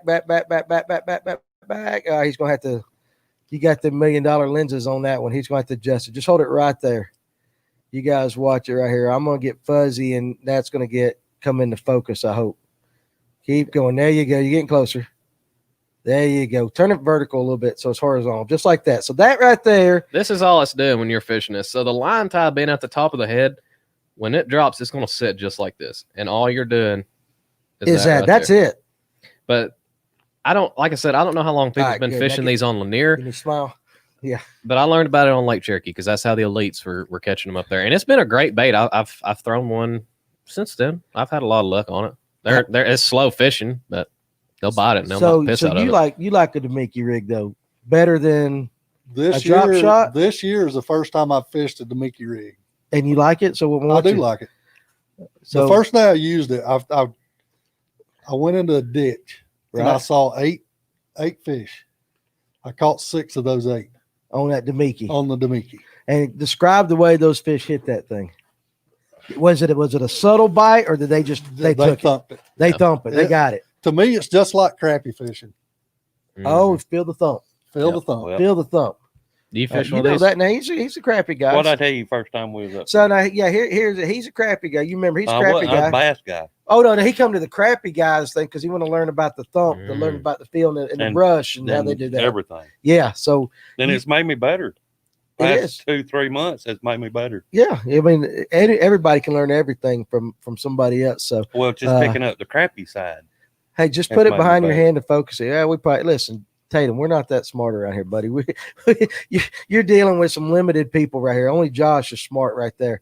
Might as well call the Demiki rig the crappy rig. Essentially the same thing but bigger, and it is, It is. Yeah. and it is. But But if spotted you're- bass will nail it, But if you're ever fishing crappie for crappie in the spring, right? if there's a bass around and you're fishing a jig, it's gone. Yeah. That is true. They're going to eat it. That is true. I tell everybody that the I got 11 Sunday. you did. That's what he 2 was telling me. plus pound, and then I got 7 dinks off of one tree. But bass. you were crappie fishing. Yeah, no bass rod whatsoever in a rock boat. Now, my best day at Latham. 18 foot. Yeah. My best day at Latham, and a lot of people have heard me say this, I was just trolling around throwing it was black on top, silver on bottom, about a 2.5 inch curly tail crappie jig. And I was crappie fishing. Latham's got some big crappie. My best 5 bass that day would have been over 20 pounds. They tore it up. And Josh will tell you, still spitting nuts everywhere. Josh will tell you that we had a tournament either that weekend afterwards or right there. And I was throwing it on a Zebco 33. Just Did you catch any on I there? might have had me an adult beverage in the boat with me, just riding around, just chilling by myself. But I didn't catch any crappie that day. I bet I caught 20 bass. Dang. Now in the tournament, Josh will tell you, I had that same Zebco 33 tied on, and I was throwing that joker everywhere. Not one bass. I look like a fool, but I mean, for one day, they were just turned on. Them bass were hitting everything that I had to go for crappie. Now, as we get into let's go. We're talking kind of about right now, and it really is you can throw. It just depends on what you fish with. Anything will work. And it depends the section of the lake and what kind of water you're fishing. It does. But let's go. We're getting into late February, Mhm. and the water temperature is starting to warm up a little bit. So the fish are they're really aggressive. They put the weight on. They've been gorging on the threadfin, the crawfish, whatever they get their mouths on, and now they're thinking about spawning. Does a spot spawn first, or does a largemouth? Largemouth. Well, now you say that, but we got I disagree. okay. Good. I like I disagreement. catch all my spots spawning after the largemouth are completely off bed. But I have seen people say spots don't spawn shallow. I've seen a largemouth laying, and then 10 foot down the dang bank, there'll be a spot. Yeah. But I think the biggest population of spots go on bed after the largemouth. That's just me, though. All right. What about you? It's probably totally different. I disagree. All right. You disagree. So you think spots? I think the way spots are going, they'll spawn in waves. Yes. Okay. And I think some of your bigger spots will spawn early. So even before You largemouth do the same thing. If you got higher 50-degree water, say 58 to 60, if there's a full moon, you'll have bed. You'll find fish on bed. You have to look for them, but they'll be on bed. 100%. 100%. 100%. 100%. I don't believe in nothing you say. All right, but anyway, now let me get back to the expert over here. You just a co-host. I'm not an expert. I just love I to love you. fish. You love to fish? Tell Danny how much you fish a week. About how many times you go a week. He lives right. I get to go maybe once a month. Oh, he's so full of it. Ain't you a preacher now? Well, I fish most of the time. To be honest, I'm fishing 4 days out of the week. 4 days out of the that'd be week. So He- nice. He lives right there on the lake. But you're on Lanier 4 days. I mean, mostly that's almost all on Lanier. Yes. Okay. Then let's go ahead. There was a question up there. Where did it go? What's your favorite? I think, favorite ramp on the north end and your favorite ramp on the south end? My favorite ramp on the north end is Keith Bridge. Keith Bridge. Okay. My favorite one on the south end would probably be Van's Tavern. Man's Tavern. And what is it about those ramps? Location of where you're wanting to go. Yes. And so which do you fish more? You're more of a south end guy, right? Well, yeah, but I put in at Keith Bridge more than any ramp.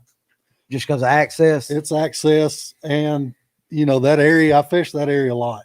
I got Chesapeake you. Bay area, Right. all, on down. But that's my favorite ramp. I guess my favorite. I mean, I got you. that's where I put in most of the time. All right. How often do you fish a spinnerbait on Lanier? Hmm. And then we'll get to that. I'll get to that. Sorry, Josh. How often do you fish a spinnerbait on Lanier? Seldom. I do. Just because it's so clear. Yeah, I mean, I do fish it some. Windy days. I mean, I took my son and his buddy. I mean, it was totally, I wouldn't have never thrown it, but his buddy's in the back of the boat. He just starts throwing a spinnerbait, and I mean, he whacks them. And this is like July. Yeah, I believe it. Okay, but most of the time you don't want still water though on Lanier. No, you won't. You gotta have good some chop. chop. I didn't start fishing spinnerbait until about 2 years ago, but Okay. I do it when they're right. It's a great nighttime bait though over Oh the summer. God, yeah, but that bites. It Whopper wasn't there Plopper last is the year. bomb. Listen, I don't know who that is. Boss man, listen, ban him. No. Do you own any? No, I don't own he a ain't- Whopper he Plopper, and hates I them. ain't never gonna own a Whopper probably Plopper, and got- I ain't never gonna fish a Whopper Plopper. I And was if you fixing to ever say a see, price, but I better if not. you- I got quite a few. In the book. I ain't listen. never I'm caught up. not fishing a Whopper Plopper. Do you fish a spinnerbait any? Not yet. I plan You- to. Listen, you've been up there. I got to where- figure the jig bite out Listen. first. You figure out a spinnerbait bite, you ain't gonna Whopper want to put it down. Plopper is the bomb. Boss man, you are absolutely banned, dude. When Go ahead. Go ahead. when you start getting those warmer nights, like the end of February, and them largemouth spots are starting to move up, get a Colorado blade, and you've been up there in that muddy water, start rolling it. And when you get big, You run on a trailer hook. yes, I run a trailer hook. My buddy that fishes with me, he don't fish one, but I always have a trailer hook on, and sometimes that'll be the only hook they get. Okay. But I'll fish one of those pre-spawn, then I'm doing my bed fishing and That's right, post-spawn, Josh. and then So if Yep. you catch one on bed, what's the likelihood of it going back to the bed? if you put it back, it's gonna go back. Is that- 99%.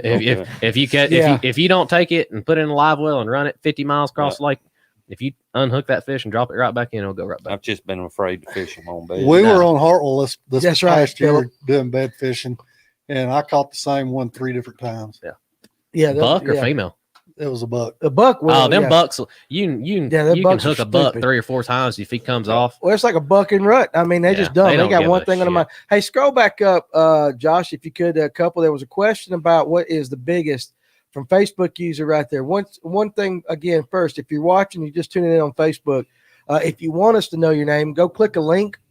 Again, StreamYard.com//Facebook. I guess it's backward slash. I don't know all the jargon. And he's going to put it right there in the comments.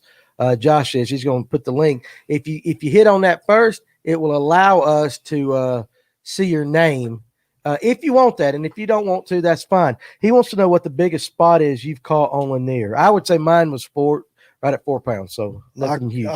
The biggest one I've ever caught was 6'3" I've caught 6'3". What'd you catch it on? on a jerkbait. On a jerk I've bait. caught a 6'1" in Thompson Creek off a jig, Off a Mine's jig. 3.9. and then I 39 caught ounce, yeah. and then I caught a 6'3" out of Young Deer on that big football head. Mine was right when Lucky Craft first started coming out. Those pointers. Yep. That pointer jerk bait. And when in, you- in like a pearlish color like that, I remember buying it. That when was the first one ever. you hook into a 5 to 6 pound spot, dude, it's like a damn tank. It's just solid weight, just tugging. Do you guys fish glide baits? I'm getting into it this year. I started last spring. Yeah, I don't. you don't fish them. When you're Is it just not? And then let's just hold on for you get Blake. But you don't fish it on Lanier because I mean you fish a lot of different lakes, but That's Lanier. just a bait that I've never thrown. So you just don't mess with it that Yeah. much. Okay. Not that I wouldn't. If Right. if I'm throwing a glide bait, I'm looking for the biggest fish. Now I'm you gonna catch. calling glide baits the swimmers? It's not like the Sabills. The glide bait's the big 8 inch to 10 inches, and it's just back and forth. No, I don't Yeah. throw that. Gotcha. If I'm throwing that, you know, I bet you the striper guys throw it on But there. the Oh, yeah. Sabills I do throw. Yeah. You do throw the Sabills. All right, old school head and torpedo fan. Hey, Philip, I have thrown them a time or two. Would you throw a flashy swimmer versus a spinnerbait? Which one would you throw? I don't know what a flashy swimmer A is. flashy swimmer? What is that? What I guess swim bait with that? You know what a flashy swimmer is? Clarify your question a little bit, Jonathan. We want to make sure we answer it right. What a flashy swimmer Flashy swimmer. is. So hit us back up on that. I tear fish up with the plopper in every lake but Lanier. Listen, Eric Thurman, you lie. A flashy. Nobody tears up anything. A with flashy plopper. swimmer. Yeah. Well, I got talked into buying quite a few of them, and I have not had the first blow up or nothing. On Oh, Whopper Whopper plopper catches fishermen. this is what the flashy swimmer is. It's basically that weighted hook with a. Oh, it's Spin a on the weighted bottom. hook with one of these. Yeah. So I ain't gonna throw that because if I'm throwing a spinnerbait, I want the thump, and that ain't I gonna put got off you. as much It's a, thump yeah, as it's a an owner spinnerbait. screw lock hook. Yeah, Paul right there. So yeah, Paul is always there to help us out here at Fish North. Paul's Georgia. the man. Paul is the man. Now, shout out to well, let's see. Yeah, he's got that. But I want to go up. John Aldred caught my personal best spot last weekend, 19 and a half inches. Congratulations, John. That's awesome. When we first started, he was one of the first people that started listening to us, and he listened to a couple of the podcasts, the one with Shannon Gorman and stuff like that. So he started doing some of the things. And ever since then, he's become such a better fisherman, and he's posting it's awesome to watch Can a we guy get a that. weight on that fish? I hate when people's like, "Oh, it's 19 and a half inches." But How he's much ki- did it weigh? He's a kayak guy, though. Oh, shit. He's a kayak guy. What? But it doesn't Paul, matter. this It is- doesn't matter. It's his personal best. I know. I'm just saying. This is the Paul since he's a kayak guys. Do y'all even carry scales, or do you just go off inches? Like, I want to know the weight. I don't care about how long it was. I want to know how much 3 it foot weighed. deep, muddy water, surprised to hook a spot. Yeah, look at there. Now, what lake was that on, John? They're if up you there don't mind? shallow.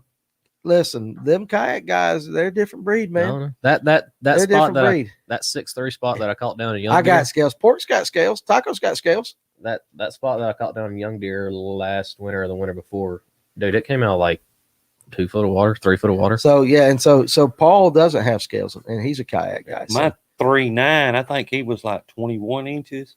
And then I caught a 19 inch like a couple weeks ago, and I swear that 19 inch was heavier. Mhm. I will tell you this: that the largemouth that Josh caught that weighed just under 9 at Rocky Mountain was probably shorter than some of the fish I've seen down here that weighed 5 pounds. It was like a football. Are they And it's a Florida? largemouth. Are they Florida strand in that lake?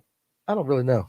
I know the Florida All I- strands. They'll get short and fat. All I know is that thing. And if you look at Josh on his Facebook, he's got a picture of it. It's an absolute just where'd he catch it? Rocky Mountain. You need to 3 go over there, pounds Tim. So where is that at? It's over in Rome. We Okay. could take our bass boats, but you can't get on the big motor. But you could fish the whole lake. Let's with a bass boat. see. I know a lot of the mountain lakes, the largemouth they're just short chunks. Yeah, And that's the way Rocky Mountain is. But they are absolutely, man, they're tanks. I mean, that's the only way to describe them.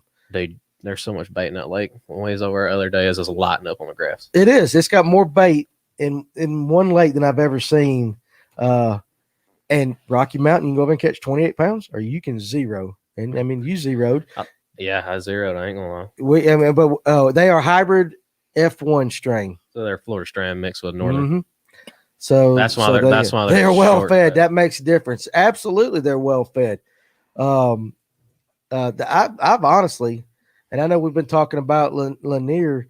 If I had to pick one, and I told Paul this when he was fishing the tournament put on by Picasso for the Aaron Martin They thing. should have went over. I remember you telling Well, me. and he did. He hooked into the catfish. But if I had to pick one lake in the state of Georgia to go catch a trophy bass from, it'd be Rocky Mountain. Now, it may take you X amount of time to put in, but the possibility on every single cast That's my man Jacob rode over. We was throwing the A rigs and the big swim baits. Was looking for one bite. That's what I told him. It is. I mean, it'll drive you Yeah. insane. Mhm. But boy, when you finally hit on one, My God. And A-rig bites big there too. So Yeah, if you like I said, throwing they A-rig, were that's they were your hitting place. our A-rig, not eating it. Tim, do you throw an A-rig? No. No? Why? And is there a personal reason or you just don't like it? Well, it's $40 every time you lose one. True.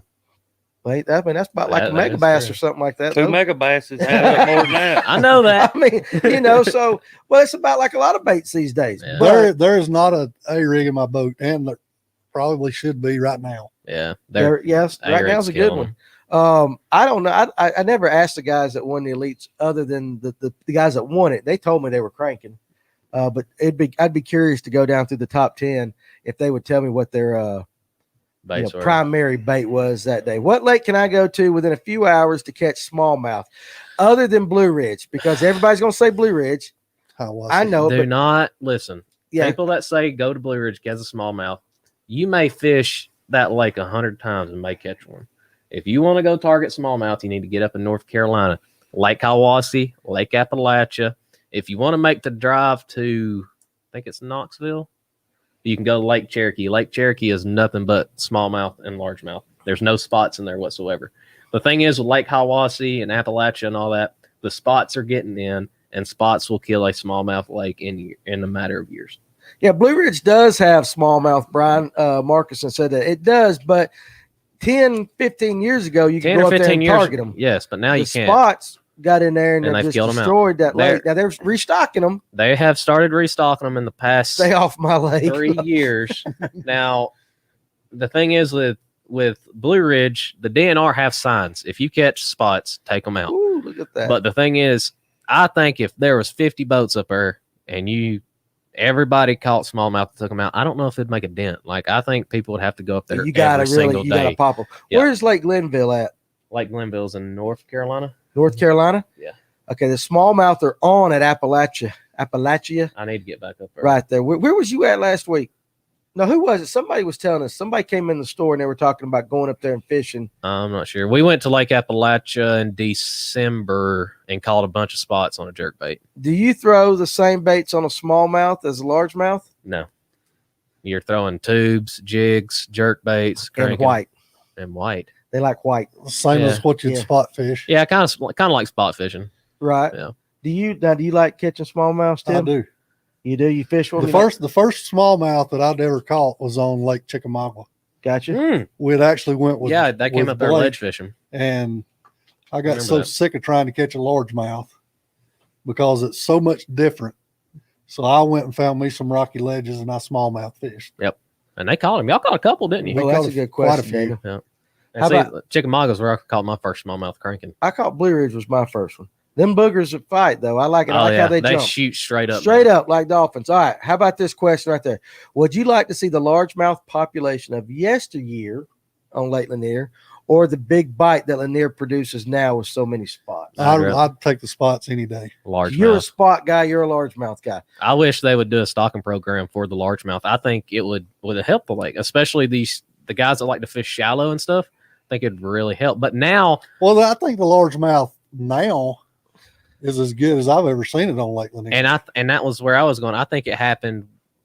It's either when the lake flooded or I it was think down because the more they keep the lake up, I think the better it is for the largemouth. it's better So- for the fry because the fry had more places to hide. When the lake got down so far that one year and all that brush grew up in the back of the pockets and everything, and then the following year it flooded, Right? there were spots all in that. And you could throw a spinner, not spots, but largemouth all in it. You could go in with a spinner bait or anything like that. And I feel like that the largemouth had a real good production year because their fry was able to get in all those tall weeds and hide. Blueback heron will eat the hell out of bass offspring. Yeah. Now that Eat that the is hell true. out of them. That's true. Now, what about you though? Now, Largemouth. you want you're a largemouth guy. I want that double digit, but I mean, I just don't know if it can be done on It Lanier. can be It can done. Oh, it can be It done. can be yeah, done. no, I believe it can be It done. can be done. But now you're a spot guy. Now, what is it that makes you want to go after the spots more? That's what I grew up fishing. Okay, so that's your familiarity. I mean that for so long, Lake Lanier, if you tournament fished, in the 80s and 90s, largemouth, I mean, spots won everything. That's true. Yeah. I mean, that was what was winning. Right. You had I used to fish the Bayless tournaments on Friday nights. This was way back. Right. There was one guy, Shorty McClellan, that fished, and he would kill you on largemouth. Kevin Van Dam in 91, 92. But Went but up. as far as what I On see, Lanier? Went up Okay. to Chattahoochee. but as far as what I see, as far as the largemouth population now, every year I'll catch a largemouth below Brown's Bridge offshore. At some point in the year, it may only be one, but I will catch a largemouth. I've out caught a over the largemouth. brush. That was one of my fish on the south end. And Oh yeah. I've seen Yeah. one this year. 10 years ago, I didn't do that. Oh, And see, I was wearing Tim out with the the largemouth. I remember him one night going, "I'm sick and tired of these damn largemouth." so Stacy Justice must know Shorty. He said Shorty was a heck of a fisherman. Is that who you was talking about? Yes. The guy on that. I know that on a Hammond's tournament, probably about 2 months ago or whatever it was, Brett Matthews and I were throwing rock crawlers. Yep. And he caught a largemouth just outside of Mary Alice, out off a clay bank on the main part. There, this is I mean, it wasn't 10 pounds, but it was a decent largemouth. when the spawn is on, I'll run that whole lake, and I'd say the largemouth fishing is better up north, but you can still get down on the south end, and you can find a lot of largemouth. Well, if you watch the guys in the spring, watch Daryl Strayhorn, Danny Tinsley, and see what they weigh. They're weighing in these huge largemouth. Yeah. And they're I mean, catching these them off guys the are beds having and stuff. 25-pound bags, and these guys are consistent. Right. I mean, they know what's going on. Yeah, well, they know. Yeah. Daryl's very good when Yeah. it comes to the largemouth like that. Now I tell you what, to you got a 10-pound largemouth You or know, a 7-pound spot. you know the answer to You're that. gonna say All- 7-pound spot all day, all day long. all day long. And For you- the fight. well, I'm just talking about just to hold. If you had a bragging right, If I hey, I want caught a 10-pound largemouth. I Just to caught a say- 7-pound spot. just to say I want to catch a big fish, I'd be targeting a striper. Well, that's true, right? Yeah, Yeah, right. he catches a lot of striper now. I've never hooked a striper. They're fun. Never. Hey, Backwoods Guide Service. Go to Carter's. Oh, go. We've yeah, talked that's right. about it. Yeah, Go, yeah, go, you need to dude. go up there. Be fun. Tell him we sent you. We Get a right. hold of Jeremy. Jeremy's a nice But guy. my personal, I love a 5-pound spot. I'll take them all day all day long. on Lake Lanier. Yeah, If I can have 4 or 5 4-pound spots, I would weigh that in any tournament and have a shot at winning it. that's true. Absolutely, you would. I'm a catfish guy, though. I'd rather hook in a big old cat. I Oh, know the yeah. tarpon. If I'm Oh, on I've hook, always done largemouth, If- and the first time on Lanier when I hooked into a nice spot, it was Yeah. on. if I want to go for a ride, well. I'm tarpon fishing Yeah, for a ride. let's see. Now, it's crazy what the largemouth on Lanier record is. I mean, it's like 16, 17 pounds, but it was caught back in the 60s. Yeah. So I'm sure that came from a flooded pond or something like that back in the day. So catching a 7-pound spot is like catching a 14-pound lip. It's a bass of a lifetime. That'd be Ryan. I bet it would be. Well, I mean, I would See, think so. Ryan's got that Phoenix now. He wants a largemouth fish so bad. Go to Chickamauga or go to Nick He Jack. likes throwing that frog. If he wants frog fish, go to damn Nick If y'all Jack see a or- guy out in the middle of Lake Lanier down at Mary Alice But out in the middle throwing a frog, you want to know? frog, that's You know right. what he's gonna do? He's gonna have that trolling motor wide open, going down the bait, throwing a damn horny toad, and he might. Yeah. Tim knows But he when- might get one bite, but he'll be a decent He's gonna fish. throw it. Yeah, he loves the frog. He He does. If there's one thing I can say about Ryan, he will stick to the frog. Yeah. He will. He's Dude, consistent. when he fished that club with me, Yeah. I'd have to beg, dude, put that down, please. That's why I pick hate a something whopper else. plopper, because the first year we fished, that's all Josh would throw. All I heard for like, oh, I'm so sick. of that. At least with a horny toad, you ain't got to listen to that. But I never heard a kapoosh. Oh my gosh! I told him I was gonna get him a T-shirt made called Whopper Plopper on the back. I hated it. I will not ever throw a Whopper Plopper. Now, what about in your electric tournaments when you're fishing these largemouth lakes? You not throw it then either? No. Oh. What about Josh? Do you still, or you put it Well, down? he throws farmers. He threw farmers. I might have thrown farmers one time this year. I feel like a I largemouth think because lake Josh made will fun eat of me it because I better. did pick it up. But no, I'm not going to throw a Whopper Plopper. I think it's gimmicky. You? Plop, plop, plop, How plop, about plop, you? plop. You ever throw it? I throw it. You have luck Well, on it? Listen, I do. I've never seen you throw that ever on the deck of your boat. Brian Logan caught a 7-1. What are you looking at Harley for? Check out that 7-1 spot out of Carter's. Oh, that's not it. Is it you throwing or is it you daddy? Harley throws the tackle box. I know. That's what I'm saying. Harley's the type of person to catch a 5-pounder on a damn crankbait, cut it off, put a shaky head on. No, they ain't biting that thing. That's That- the that person is the Harley truth. is. That happens. That's the truth. That is the truth. That- Me that and my happens. son was fishing this. It was a night tournament. He's Right. throwing a dark crankbait. Well, it had a knocker in it. He catches one that's 4 pounds. I get it off, put it in the live well. I turn around, he's got it cut off. I said, "What are you doing?" He said, "I think they'd like a silent one better." I bet they argued all night after Are that you too. saying he overthought it a little bit that night? He thinks about it. Hey, but Harley can fish though. That's the thing. Hey, I one time seen him take a dang a bull shad and put another swim bait behind it and caught a fish on it. We actually made a video. Me Yeah, and there's a video of it Harley, we took a whopper plopper with a bull shad behind it. with a $53 bull shad behind this. We know who's got the money now. Harley. Well, that was before he had a girl. Oh, That's, yeah. that's before he bought a It house. went and all. everything. Yeah, but okay, yeah. But he actually caught fish on that. Really? Yes, On Lanier? on Lanier. That's stupid. Was that back in the heyday though? He when they said did it everything? looked- That was like last He year. said it looks like the swim bait is chasing the whopper plopper. He They'd actually be the caught only fish. fish in the lake chasing the whopper plopper. My gosh, I can't stand it. I mean, it took it two before to throw it. You ever heard of anybody putting a weight on their crankbait? No. My cousin was telling me about I've seen that. Harley. Harley. Harley. Dude, you sent me a picture with a damn 1 ounce sinker on the front of one. I've Don't sit seen there, guys right? that would take on a jerk bait. You can add weights to jerk baits, just little to get them down just a little bit deeper, and they'll slow sink a little bit instead of suspending as much, But if you, not on a crank if bait. you fish a fluke a lot and you don't like how long they take a split shot and put the split shot right at the knot.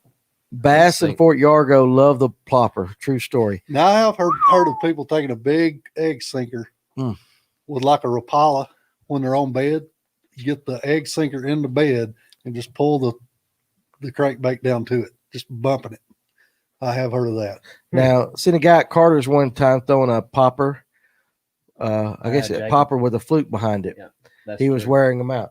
Yeah, I've seen that. I mean, and that's basically like a trout fisherman that's got they got a fly on top with a Floating nymph, fly. and they got a nymph down below. So I mean, you got the two kind of. Well, you just have to. The reason we did this video is my son wanted to do a video of me with Timbo on Lanier instead of Jimbo on Lanier. So we took this crazy bait that nobody would use, and he actually caught fish on it. That's how that ended up. I said that would be great, and I'd turn around and try to use the same thing in a tournament the following Saturday, and I'd Hey, skunk. I So saw Jacob Fleming catch one on a buzzbait in January. I've never seen fish. You catch one and them spotted bass chase them fish all the way to the boat. You've never seen that? oh I mean, yeah, that they'll just wolf like blows that me joker. away. Yeah. Hey, they actually done it to Matt the other day. Figure 8 one, and if you can get your buddy up here with a bait, 9 times out of 10 they'll bite the other bait while you're sitting there figure 8. I almost scooped some up with a net trying to. Philip Hutchinson's got a Don't be good doing thing. that in Use a a tournament. casting bubble to get jerk baits or cranks down, or use weighted trebles. So yeah, and that's like I said, I've never done either one of those, but I have seen they used to be like little stick-ons, Mhm. kind of like an eye, and you could just put to get that jerk bait down just a little bit. If you want to get something down, I always keep some split shots in the boat if I'm wanting something to sink a little. Hey, quicker. you know, I'm gonna give Mac Doyle a shout out too here, guys, while he is on here and we've got him pulled up. He owns Mac Attack Baits. He does some shaky head baits and some stuff like that. He's down there, I think, correct me if I'm wrong, Mac, down in the social circle area. Mhm. But look him up on Facebook. I think it's Mac Attack.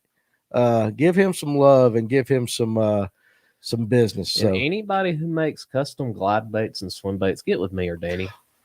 I'm glad you said that. Did you find some? No, Oh, well. I got something I was supposed to say. See, guys, I'm getting old. If y'all let me listen to my music a little bit longer up there, they don't like Justin Timberlake, for some reason. I don't know why. You was dancing to it. I know I No, saw I you a little bit. Yes, you was. Dance No. for us. No. Can't stop the feeling. Come on. Yeah, anyway. So I meant to tell everybody this. Fish North Georgia, and I'll put it tomorrow on the page. We now offer rod repair. Somebody's got some music jamming over there. They want you to dance. Oh, Justin Timberlake. Yeah, man. Can't stop the feeling. I love that song. You cannot listen to that song and not be happy. Who? Justin Timberlake. Got this feeling in my soul. Whatever. You know what I'm talking about? No. Bunch of country Hey, you boys. should see the bands Tim gets to come to church every now and then. The He who? used to come. Them old singers Tim used to like so much at church. Hey, they'd bring buses. Buses. Heck yeah. Hey, it was a rock concert one night. I see the Baptist in his eyes, though. I'm Baptist. Yeah, I know. I can tell it. No, anyway. Oh, yeah, where I was at. Fish North Georgia now offers fishing rod repair, reel cleaning, reel repair, and knife sharpening. We found a gentleman who lives in the local area. 1 week turnaround. So 1 week turnaround. If you have guides, depending on the guide and all that, we'll give you prices and stuff like that. But if you bring your rods to Fish North Georgia up at the store, he is going to pick them up on a Wednesday, and then he will return them everything that he picks up that week the following Wednesday. So if you got a reel you want cleaned, fixed, now of course with the reels, especially the newer ones, it all depends on how fast you can get them parts from China and stuff like that. But it's just another thing that we offer here that I was supposed to tell you guys about at the beginning, and I didn't. I should have told it when we had 120 people on here instead of 99. But So you got knife sharpening. got a knife sharp, yes, and that's something that I wish I knew better how to do. That's one thing I've always wanted to learn is how to use the whetstones on enough. I mean, seriously, I suck thought at it. I thought that's like the first thing you learned. Well, Daddy never taught me that. I No, only listen, think dude, that, not my father. No, my No. dad was just he just get pissed off at me, tell me to go out in the woods and pick up sticks. hell, Daddy stuff still like can't that, yeah. sharpen a chainsaw. Oh, yes, he can. Not that Yeah, good. but no, seriously, we also have nuts too. That's right. So we're going to be a one-stop shop when we get this all going. Oh, we got a listen, popcorn machine too. and I got a popcorn. Yeah, I hey. have a movie theater quality popcorn machine. On y'all's rain days, if Bassmasters is coming, sit around, watch some Bassmasters, eat some popcorn, get some nuts. The and buy big some screen baits. TV Will is be up supposed to tomorrow. be mounted up tomorrow. Yep. We got the couch. Mhm. We got gas for the heat now. Hey, it's warm in here now. It's warm in here, so you guys can come in. You can sit down. We're going. We listened to the Meat Eater the other day, but we'll have it all, so you can hang out, stuff like that. But no, seriously, on the knife sharpening, I was never taught that. I wished I was. My daddy never did it. He just paid somebody to do it, and so I've never. That's one skill I would like to know. I've tried it and I've seen the videos and all that, but it's an art to it. Yeah. Do you ever just sit and think? Yeah. Well, that's all you got to do. Yeah, but you dull one quicker than you sharpen. I it. watched my daddy sit for hours. I could speak to him, never breathe a word, but he never missed a lick. Just sit. He's I thinking wish on I it. had that ability. I just don't. What are we doing? With that bag. Man, listen. Who was you blocking? Come on now. What are we doing there? Yeah. We got some new comments. Let's go. Let's scroll up, see where we're at. Caught all my fish Saturday on Mac Attack heads. I know. That's why I wanted to give them some love. I know some of the elites were using them. My grandfather taught me how, but I am not as good at it as he is. Seriously. All right. Sumkina. Oh, here we go. Who is Sumkina? Sumkina Bait Company. Well, sir. Absolutely. Let's get in touch. We're always looking for new Swim baits. is it swim baits? I want some swim baits. Is that what Sumkina is? I have no idea what they make. Hopefully Well, they make some swim baits. Oh, some kind of. Actually, I know who we're talking about. I thought some kind. I said Sumkina, like the Japanese, like the Japs are back. No, some kind of. He's South Georgia. Now I remember, buddy. I remember that. Yes, absolutely, absolutely. We talked about that. I'm old, buddy. So Blake's blocking the nuts from Joseph. Yeah, so some kind of bait company. Listen, I saw that and I honestly thought it was some Japanese I did company. too. Something Some from kind of Japanese. though. What Some- electronics are you running? Lawrence. Do you like that, or does it matter? You I just do. like That's because you're just what I'm comfortable. used to. Okay. Any That- particular model that you got? What you got on there right now? Well, I've got HDS 9 Yeah. and then the HDS 12. I have two HDS 9s and one HDS 12. Now, are you do you like the 2D sonar? Are you like? I know a lot of guys that put that up, but no matter what kind of gadgets and all they got, they like the 2D sonar. I use the 2D a good bit. right. We do, the structure scan. We use it, but Beef with Japan still going. Believe it or I'm not, sorry, since Paul, I got no. my live scope, I went back to 2D. Because the live scope and the 2D actually can work like a live scope if you pay attention to it close enough. Well, I've had a hard time. Well, I've seen. I mean, guys, you can watch your line, and Yeah, but I like my live scope better. I like the live but scope. it's what don't you're. get me wrong, It's just what like you're you used know. It's to. what you got confidence in. it is. So Which, not to say if I could afford the live scope, it Prove would be it. on my boat. Prove it. Why are you lying? I know. I know. But I will tell you this. Harmon will tell you. My wife is watching. I know. There you go. Listen, I understand. That's what I'm saying. I got you. I totally got you. Now, listen though. Harmon, if he's still on here, and I know he's not because he went to bed. I done saw him. He said he had to go make cookies or something like that. He will tell you he's got all the the gadgets and all that. He's a 2D guy. Mm-hmm. He is he would rather What I like about use a 2D. what I like about my live scope, if I'm idling, looking on my side scanner, my 2D, if I find a brush pile, I can whip my boat back around, drop that trolling motor, and I can see the tree better by live scope than my 2D and my side scan. And I can actually see the fish moving if there's fish in there. I do, but again, I think. But if I see a brush pile on that 2D, I'm going to mark it, but I'm going to turn around and hit it with a live scope. Yeah, Fish Atlanta. I know exactly who you are. He used to make some of the first swim baits and glide baits back in the day. In fact, he'll take the gizzard, if I'm not mistaken, and correct me if I'm wrong. He will take the gizzard shads and freeze them and skin them, and then take the actual gizzard skin, scales and all, and put them on the glide bait. It takes. I mean, that's a process, and they ain't cheap. And I think that's Fish Atlanta, if I remember correctly. How often are you fishing docks on there? Me? You? Not much. Mm-mm. I'll fish them year round. The Harmon's too cheap for live scope. I fish docks when I'm crappie fishing. Right. But Bass fishing, You do a lot of crappie fishing? not as much as I used to. I still love to do it. He can catch them too, bulls. We need to hook up sometime. Oh, Brock Turner made an appearance. What's How you up, doing, Brock? He's been busy. Must got Brock. That's one man I'd like to go You out fish with. crappie on the south end, middle lake? Both. Fishing or what? Both. Yeah, Tim, go fishing with Brock. Smart ass. No, you just asked one guy I'd like to go out Yeah, with. like go he's fishing. cute and all that, but I mean, he ain't all that. That's one guy I'd like to go. Just to pick his brain a little bit. Just We to got pick his We brain. got There a you go. tournament Saturday.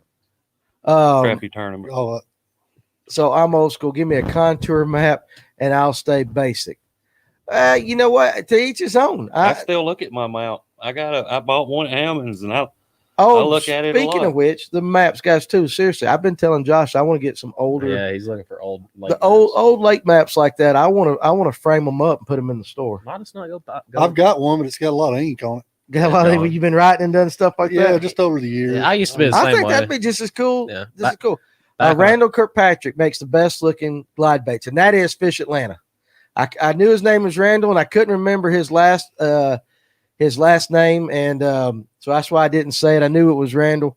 Yeah, he back in the day used to wear them out at Varner too. He was big time on Varner. So you got some guys logging in here. Rob Young, you need to have him on here. Rob, I tried to, but Rob don't like to talk in front of a camera. He gets all. I do too, but Well, Rob's better looking than I am. I mean, he can talk. Listen, Rob's like a some- nice man. I don't know about how good looking he is. Well, though. he can fish too. He can fish. He gives me secrets every once in a while, but just like you, I don't listen Jacob, to him as good. Jacob's got some lake maps. I've got some. Hey, absolutely, Jacob. If you got some, bring some. I'd like that. There's Barday. We need to have a Sonar Live one night. Hey, look, we need to do. We'll do something like that. I don't even turn my graphs on sometimes. Ryan That's Sheffield right. said You know why? Because he's up there waiting with because his he's damn throwing that waders. daggum frog. Yeah. That's why. I mean, why have a graph on if you're gonna throw a frog? Mm-hmm. So anyway, all right. So we're coming. We've been going about an hour and 52. So look at that pin. Let me fix that there for you. All right. I don't want you to miss any of this. Hey, all that scruff. You trying to grow a beard now? Huh? All that scruff. You trying to grow No, a beard? no. Because listen, here's the deal. Because I've been sick, my wife was worried that I had COVID, Mm-hmm. and so I've been sleeping in the spare bedroom. And my tests come back negative and all that, but I've been sleeping in the spare bedroom. Well, like in that bathroom that I've been allowed to use in my house, there ain't but one razor blade, and it's my daughter's. Daddy ain't taking the daughter's blade across the face. I think you need to grow a beard. Grow You it for a think I little need to bit. grow a beard? I mean, you cut my damn mullet off, you can grow a beard. I can grow a beard. I can grow a better beard than you can grow a mullet. I don't know about that. Look at this. I mean, it'd be great. I could be Santa Claus. Do it. Come play Santa Claus Santa- next be Santa Christmas for Pop. Daddy. You can come sit in that damn sleigh we got up at the house. New glasses. Absolutely. Look at this. See, everybody's loving this. Finally, some new glasses. Finally. Now, listen, while I was sick, look at how I'm They're- losing they're- my hair. They're Gucci. They got a diamond to the They're side of it. Gucci. No, they're really not Gucci. But my wife got tired of me wearing. I actually broke them. Listen, this is no lie. Broke that new pair already? No. I broke my old pair in another place. Oh Lord. True story, guys. If I'm lying, I'm dying. Man, I had to absolutely go to the bathroom. I was dying. We was down here pushing this boat in after the tournament Saturday. And I told Josh, I said, look, I'm about to crap all over myself. I said, I got to go. I know somebody who's done that. Listen, time I or said, two. I'm about to die. And I run upstairs. All right, well, you call it run. I was tight butt all the way up. And I had them big old coveralls on because it was cold. And I had my broke glasses in my front pocket. And I was stone clothes. I was like up at a deer stand. You know how it's bad. And I barely made it. So thank God, everything went all right. And I heard a crunch. I stepped on my broke glasses like that. So my wife, she felt sorry for me because I went to church Sunday and I couldn't see the screen because our preacher likes to put the song lyrics up on a little TV screen and I couldn't read them and all that. And she felt bad for me. And then I got sick and all that. So she took my lenses while I was sick and she went and got new. She went and got new frames. I didn't know you could do that. Hell, I thought you had to do the whole brand new thing. Danny, So- you think we could get some of those fish Atlanta swim baits up here? Danny, It's just a submerged. taxidermy type of resin bow gizzards herring. I thought you used to do the originals were a real fish. Okay, I got you now. There you go. Fish Atlanta. I tell you what, I'd love to have. Maybe, and he does have a YouTube page, I think, or he did. You can maybe Get them on Talk Swim Baits, maybe? we can get on Talk Swim Baits if he'll come up here, and maybe just we can get one and how about raffle it off for a charity? How about that, Randall? How much are these things? I'd say they're $100. Oh, I bet you they're well. I mean, those old ones. I don't know. He can tell us like that. What are you now? What are you making now, Randall? See, hey, we just turned this whole show into the Randall Kirkpatrick hour. All right, so again, we're about at the 2 hour mark. I always like to kind of rein it in at about 2 hours if I can. So right now, in the next 2 weeks, there'll be several tournaments on Lanier, I'm sure, or within the next month.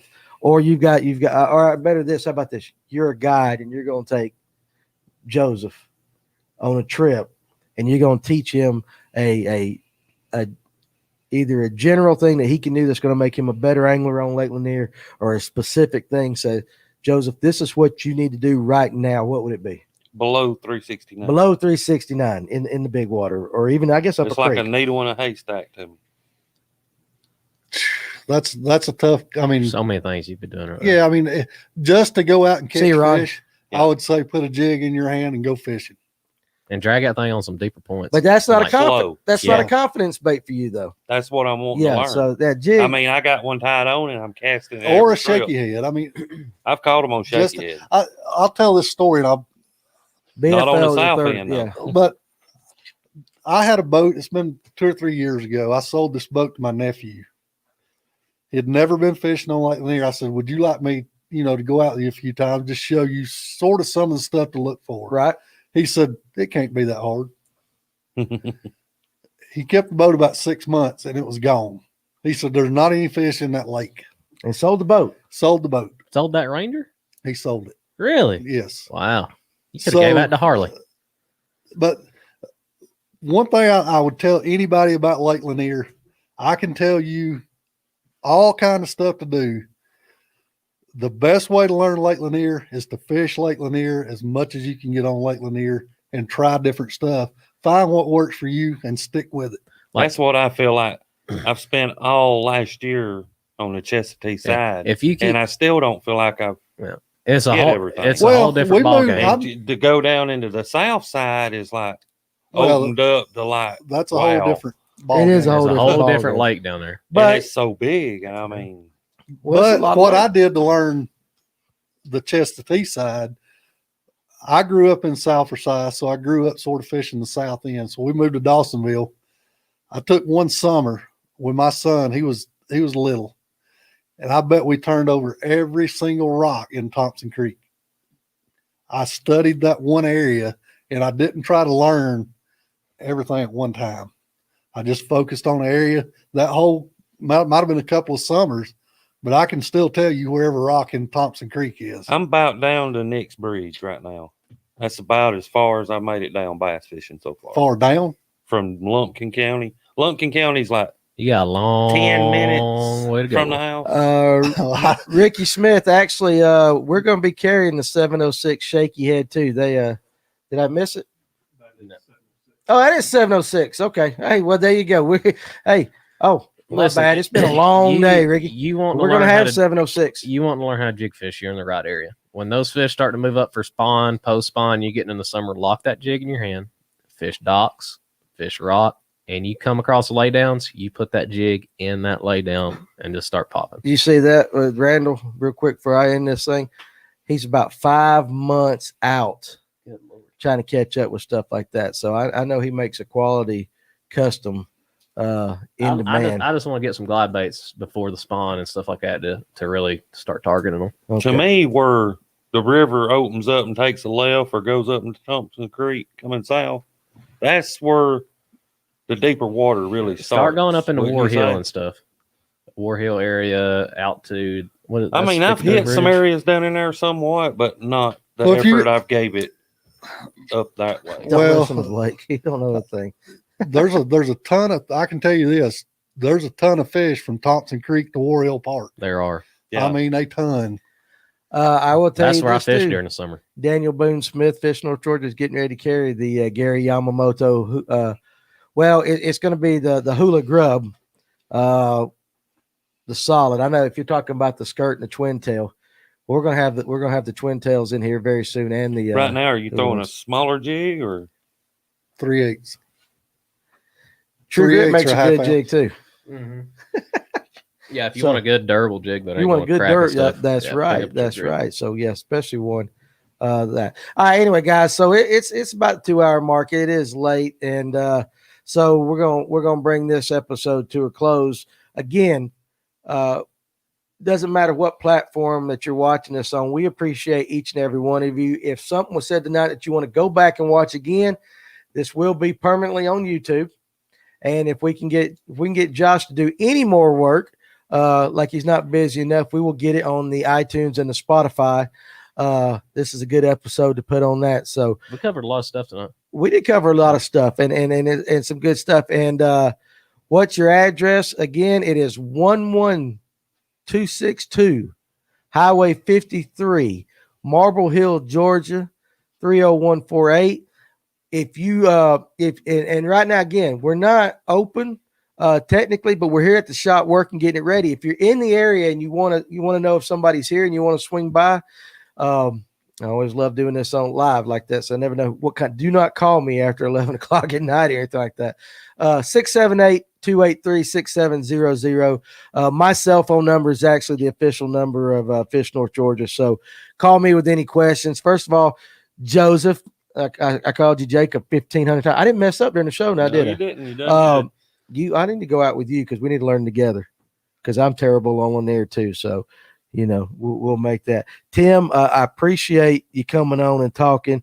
Again, guys, Tim and I graduated high school together, but I don't guess I'd seen you since graduation or Well, something. that or middle school. I mean, it's been a long time. And you did have, the challenges that you guys wanted to accomplish. Yeah.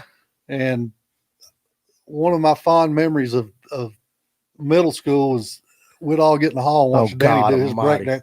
Danny actually used to wear parachute pants, and he could actually. Now we know where the Justin Bieber's coming in. That's why I like So- pop music. I actually could break dance back in the day. Wow. A little bit. Can we see? That's what you did earlier when he's up there dancing. Yeah. No, I was That just was the wiggling. elevator Yeah. dance, I was wasn't it? wiggling. Now I'm too damn fat to break dance. Get up there on But- this table. You know what? I tell you what, I might let Josh. I can still spin on my hand on one hand. Oh, I'm Oh, sure he can. shit. He was I the king. We I would can line the spin on my hall just head. to watch him do this. And you know what? It didn't get me the first girl or nothing like that. I don't know why I did it. But anyway, it's just one of them phases you go through in life. Oh, come on. You probably break dance a little bit. No. What'd you He do? listens to damn I Ryan play at church. basketball, football. Don't give me this macho stuff. You got to have one secret in you. No. You lie like a dog. Nothing back in the day. You went, man, I wish I hadn't done that. I was 6'4" in school. I didn't Good need no Lord. more attention. Big old boy. Are you saying you couldn't hide? No. Couldn't hide anywhere? Well, the No. bad part about it was, I was, as a 7th and 8th grader, I was thinking, man, I wish I could do that. Now I'm thinking, Oh yeah, Man, man. I'm glad I Oh, didn't you're do glad that. you didn't. Let's see it live. I tell you what, Rob, give me time to practice. Give him a week to Give me practice. practice. I actually try to lose some weight, and I will try to. I still can spin on my head. I don't That believe right it. there. I know. I dropped 20 pounds within a month by dropping carbonated drinks. Danny, what happened to your diet? And I'm not joking. I'm still on it. Let's see. Let's see. Let's. We'll think about it. But anyway, guys, again, first of all, thank you for coming Thanks on. I for having me. appreciate. Actually, I appreciate get him on here again. reconnecting with you after all these years. Blake, good job tonight as always, guys. Seriously, if you're in the area, look us up. Come by the store. Follow us on Facebook and our Facebook group page. The group page is a lot more interactive. Yep. YouTube at Fish North Georgia. We also have Instagram and Twitter at Fish North Georgia. Twitter is Fish North GA. Instagram is Fish North Georgia. Am I missing anything? Oh, hey, listen, that might be one of the reasons why my hair is going out was all that spinning on my head. And all nut diet. Listen, Steve's nuts are not that nutritious. We can't do nothing like that. I just fall over dead. Ooh, Kathy Melton, she's still watching. Matt is a Just Dance champion. We might just have us a dance show. Have a Lord. dance off. Hey, you got the between you got the TV for it now. Yeah. We got the TV for it. We can do that. But Come on, anyway, Matt. you guys have a great weekend. We'll be back Tuesday and Thursday of next week. Tuesday night, we're going to have, I think we're going to have Andy Middleton. And you've seen him before. He's been on. He's a kayak angler. He does the guide videos. He's with the dugout. And if I'm not mistaken, I don't have it in front of me, John Hummel, who I think is on the director of Peach State Kayak. That might be the totally wrong guy like that. I had the parachute pants and a mullet. I had that. But you guys join us next week, and we appreciate all of you. And, hey, go catch some fish this weekend. I'll see some pictures on the group page. Put some pictures Post up. them pictures up. I like looking at them fish. All right, guys. I appreciate all y'all. So thanks again to Sugar Hill Baits. So y'all have a good week. Like, subscribe, I share. thought I said that. No, it's too late now. Too late. No, it's not. We're back on. Say, hey, Everybody like, subscribe, share it. It's growing. Hey, we had 130 people watching at one time tonight. There you go. So there we go. It's So, growing. We appreciate you. all right, We love you. guys. Yeah, we'll have a good